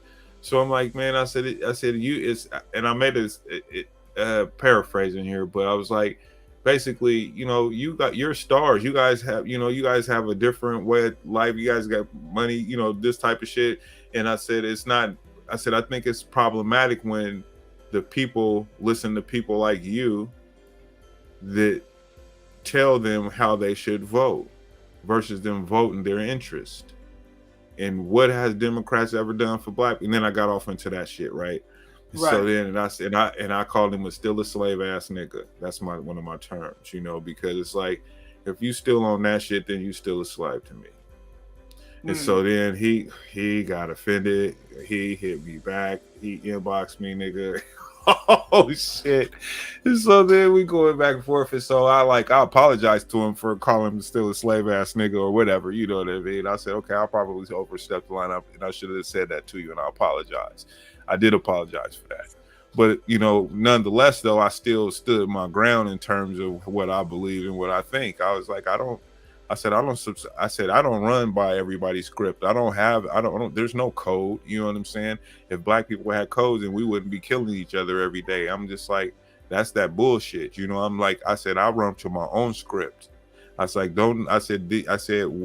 these narratives or none of that type of thing defines me as a man or as a person or my beliefs or that type of shit. I don't need to listen to you or my son or whoever the fuck.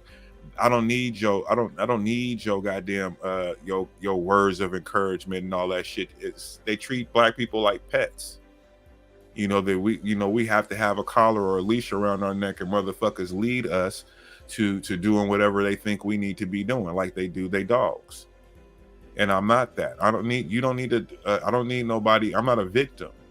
I refuse to accept the idea of being a victim. And I think that a lot of that narrative and the shit that them niggas like my sons and those guys, that's what they own. And we got to rid ourselves of that bullshit, because we are not. And the reason, and back to the kings and queen thing, I say I would call a motherfucker a king, a black person, a king or a queen, because we, in spite of the bullshit that black people have to deal with in America, we still achieve. We still get to where we want to get. We still are successful. We still run business. I mean, no matter what they say about us, we still doing these things. And to me, in spite of the bullshit, the microaggressions, the outright blatant racism and all that type of shit, we continue to strive. And that's why I would call a motherfucker a king. That you don't use victimology in your path to success. You dig what I'm saying? Like, so that's how I feel about that, addressing people like that. You know what I'm saying? I don't just, to just say king, I don't address people like that.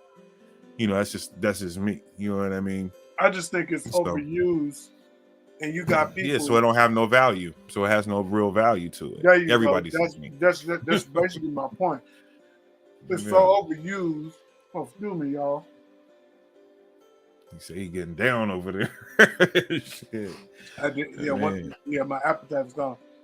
But it's so overused, and then you got, people like, so they kings out here killing each other. That makes them kings. Right. King of what though? Yeah, right. You know what I'm saying? The king of what? And my whole thing. You don't own shit. But my whole premise behind that is I get it. We're trying to build up, our self-esteem, but we also need to teach that, listen, dude, everybody ain't the quarterback of the football team. You got to have a running back, you got to have a wide receiver, and you got to have the big boys to block. But if everybody, Batman had Robin. What's there that? Was Batman, then there was Robin. Right. Everybody, everybody can't be Batman, nigga. Everybody can't be Batman. You know what I'm saying? Shit, yeah. Everybody can't be Batman. And then when you look at society, Okay, just look at the people you grew up with. Just look at the people you grew up with. Everybody wasn't cut a certain kind of way, and you can look back at the people you grew up with and go, okay, such and such is a leader, such and such, dude, go get you a job. Right. Like, or the entrepreneur movement. Everybody's like being on work for yourself, create a business. If everybody's creating businesses, then who's gonna be the worker? Who's gonna be the worker? Who gonna work for the business? Mm-hmm. You see what I'm saying? It ain't nothing, ain't no So in shame. order to be a leader, no, because in order for you to be able to run a business, you have to know how to work for a motherfucker. I believe that.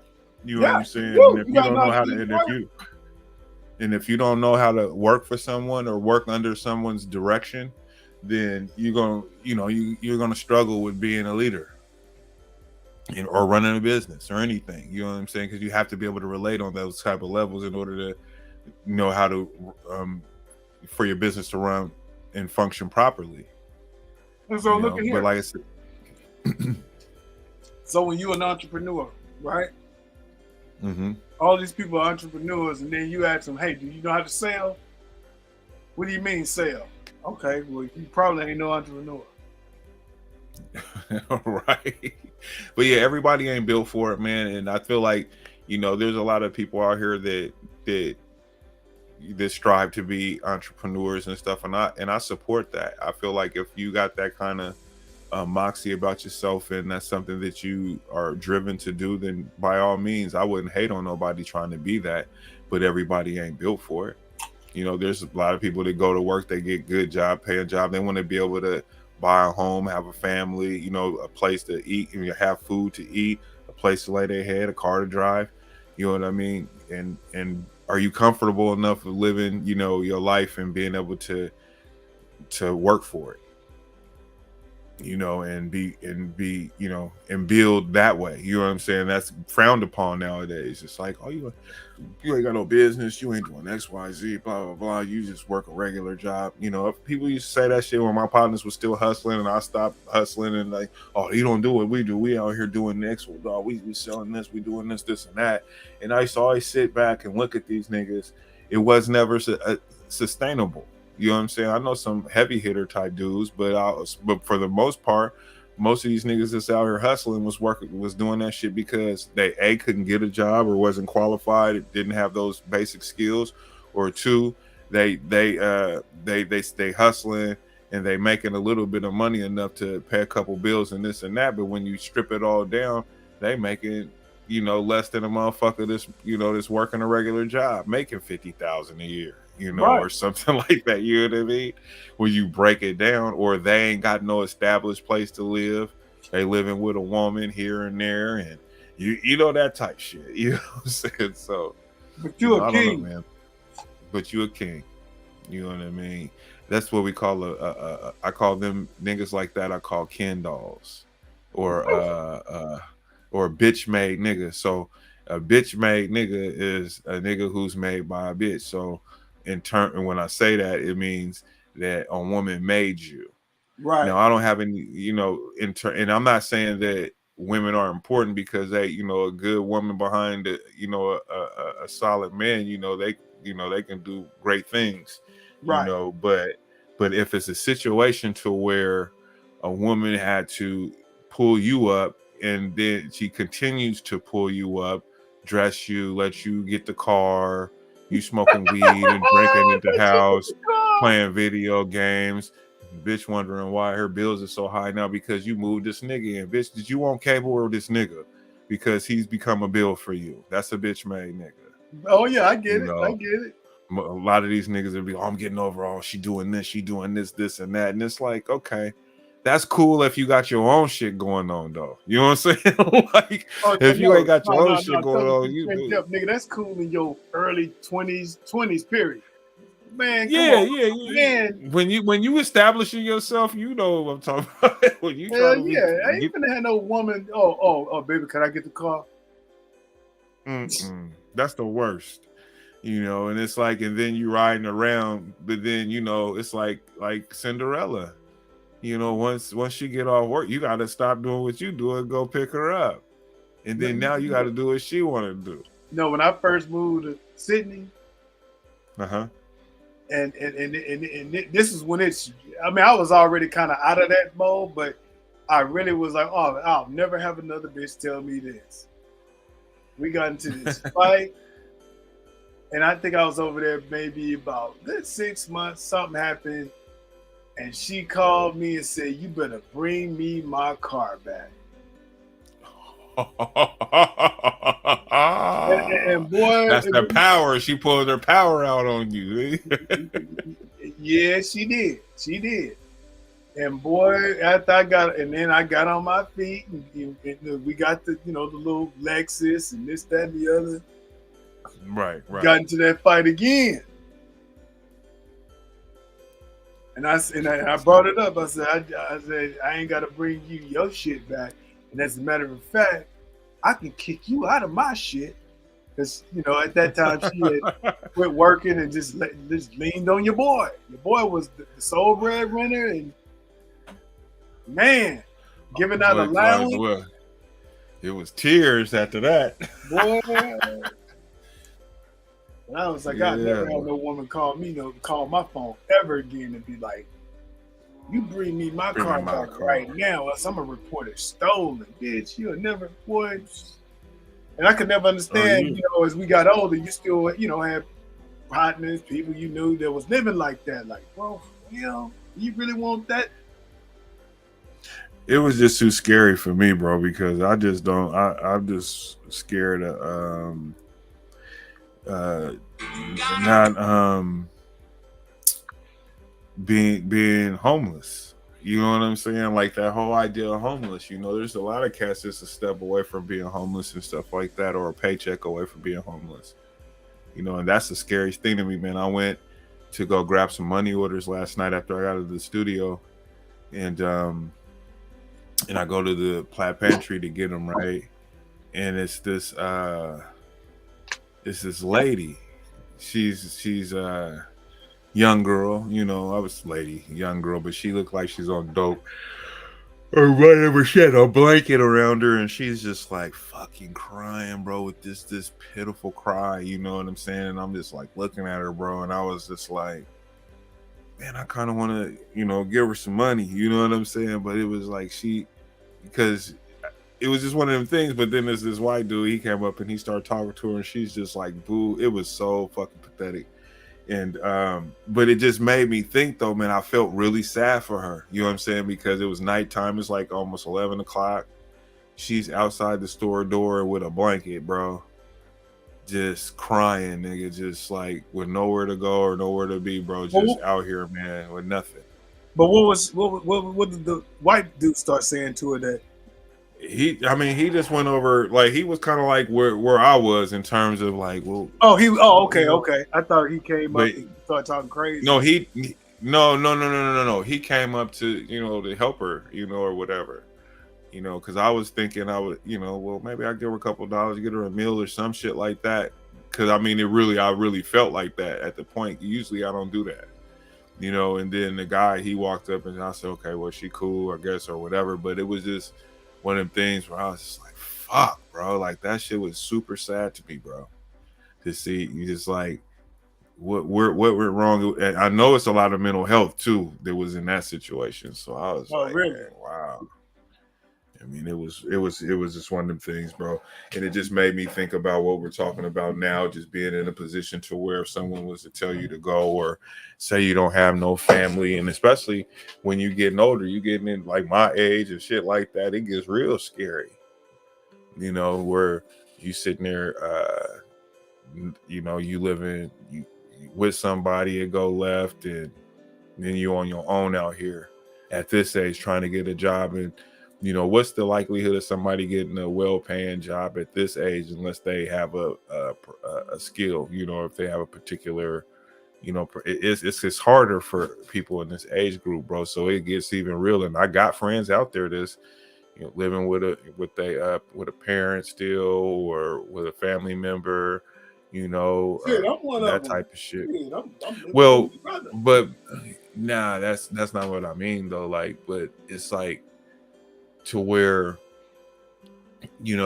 it's just like you're on the edge, you know what I mean? I mean, you working, you gainfully employed, you know what I'm saying? It's like some of these people that ain't working, they getting a check, a government check or whatever. It's just all those type of things, man. I just think about it, and especially as we get older, you know, and I sit back and I look at my career and I'm like, it's okay, I'm in a cool position, I make good money, you know, but it's like the pursuit is different, you know, because it's like now it's retirement age is coming around. That's the next big movement in the life, you know, in this lifetime. I don't look at it. I ain't gonna never retire. Like I'm not even. So I don't think I will either. But I'm just saying, you know, as you get older, it gets a little more difficult. What I'm saying is, like, I went to this seminar when I first got to Australia, right?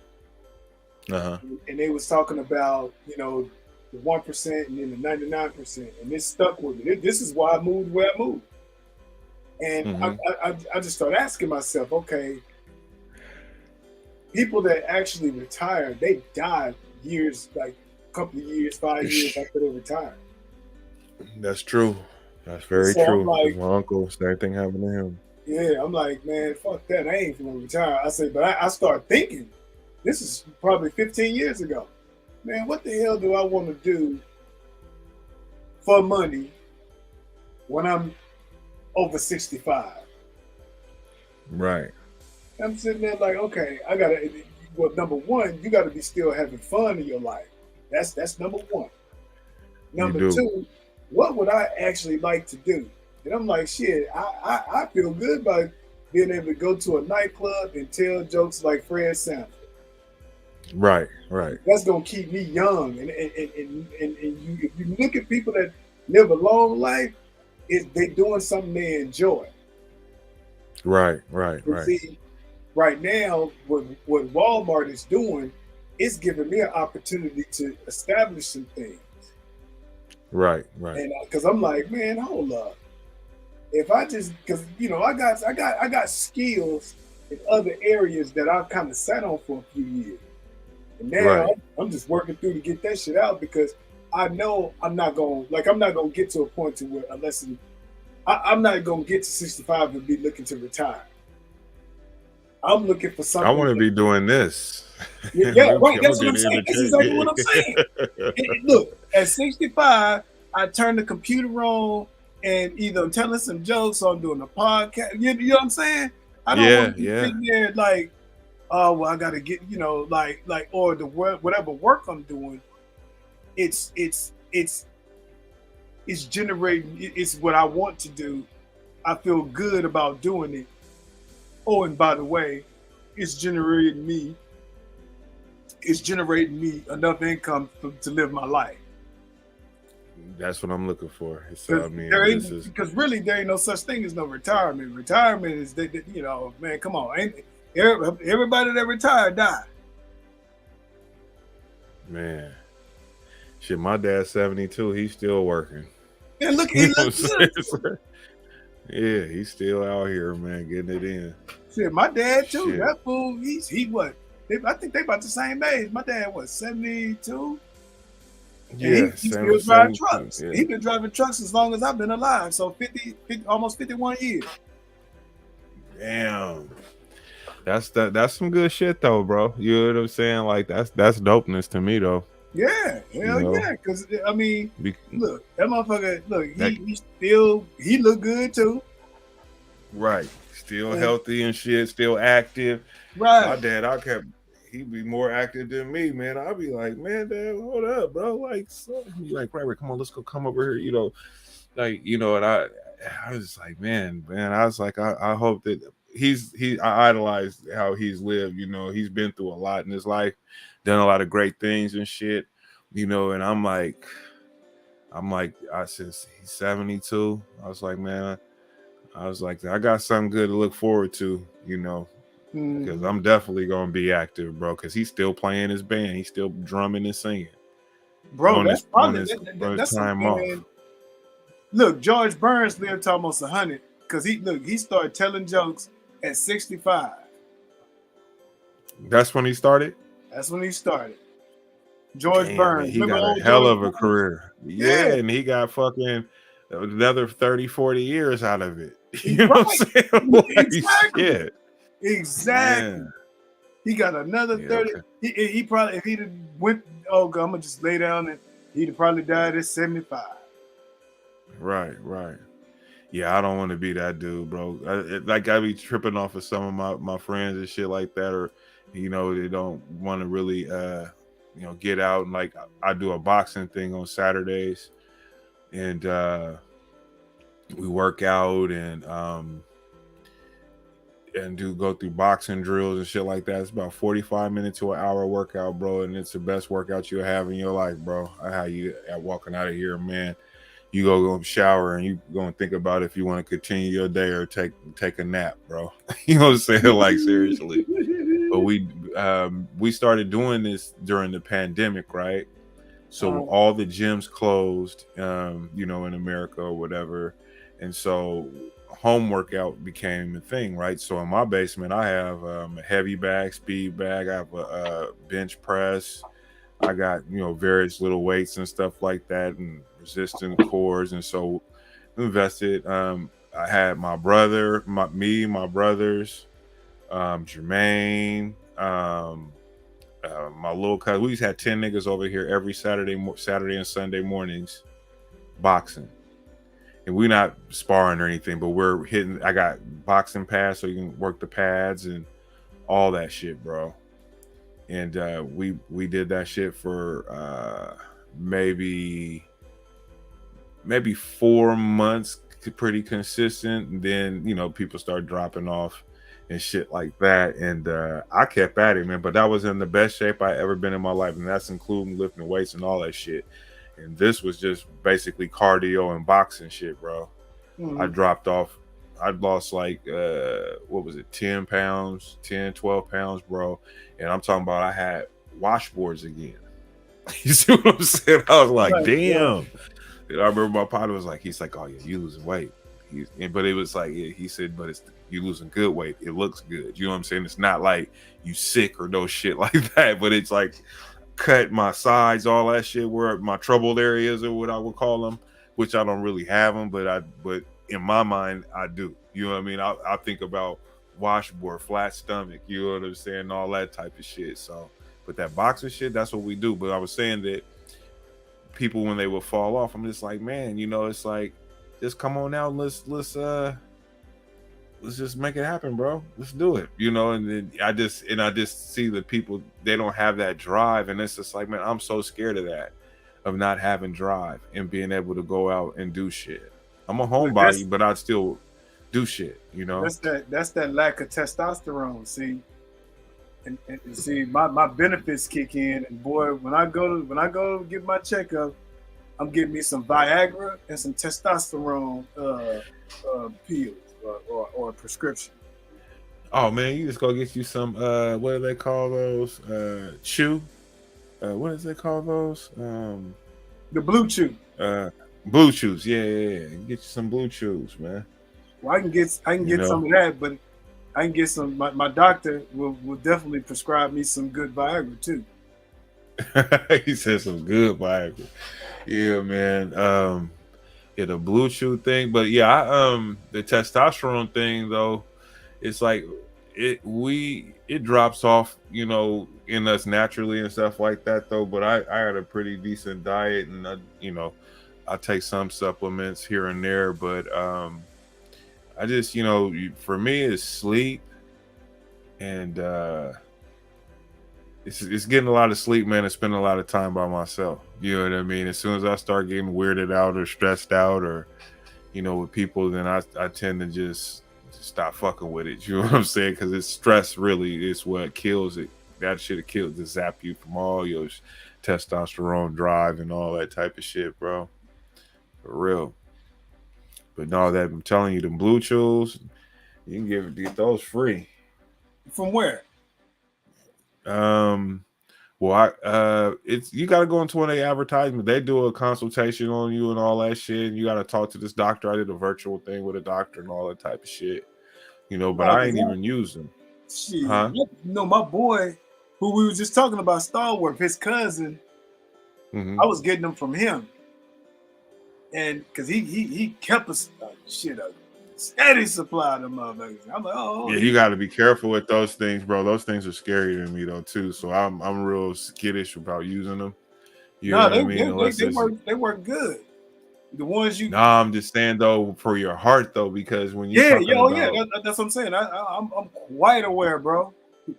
Trust you, me. So you But gotta be mindful of that shit. He had a good supply of them, and he's just giving them out now, you know. And I'm like, oh, okay. And then I tried them, and then they work. But like you got them other ones that they sell at the like at the gas station. Yes, say it. All right, so tell me your experience with that, and I'll tell you mine. so hey, let's get off here. Let's kill. Yeah, let's go ahead. All right, ladies and gentlemen, that's the end of the show. We'll catch you next Tuesday on the Football Talk Tuesday with Marcus Soul and Ray Nelson Jr. We'll be back at you guys. We out of this bitch. And y'all have a good one. And we out here in the stream, and we're out.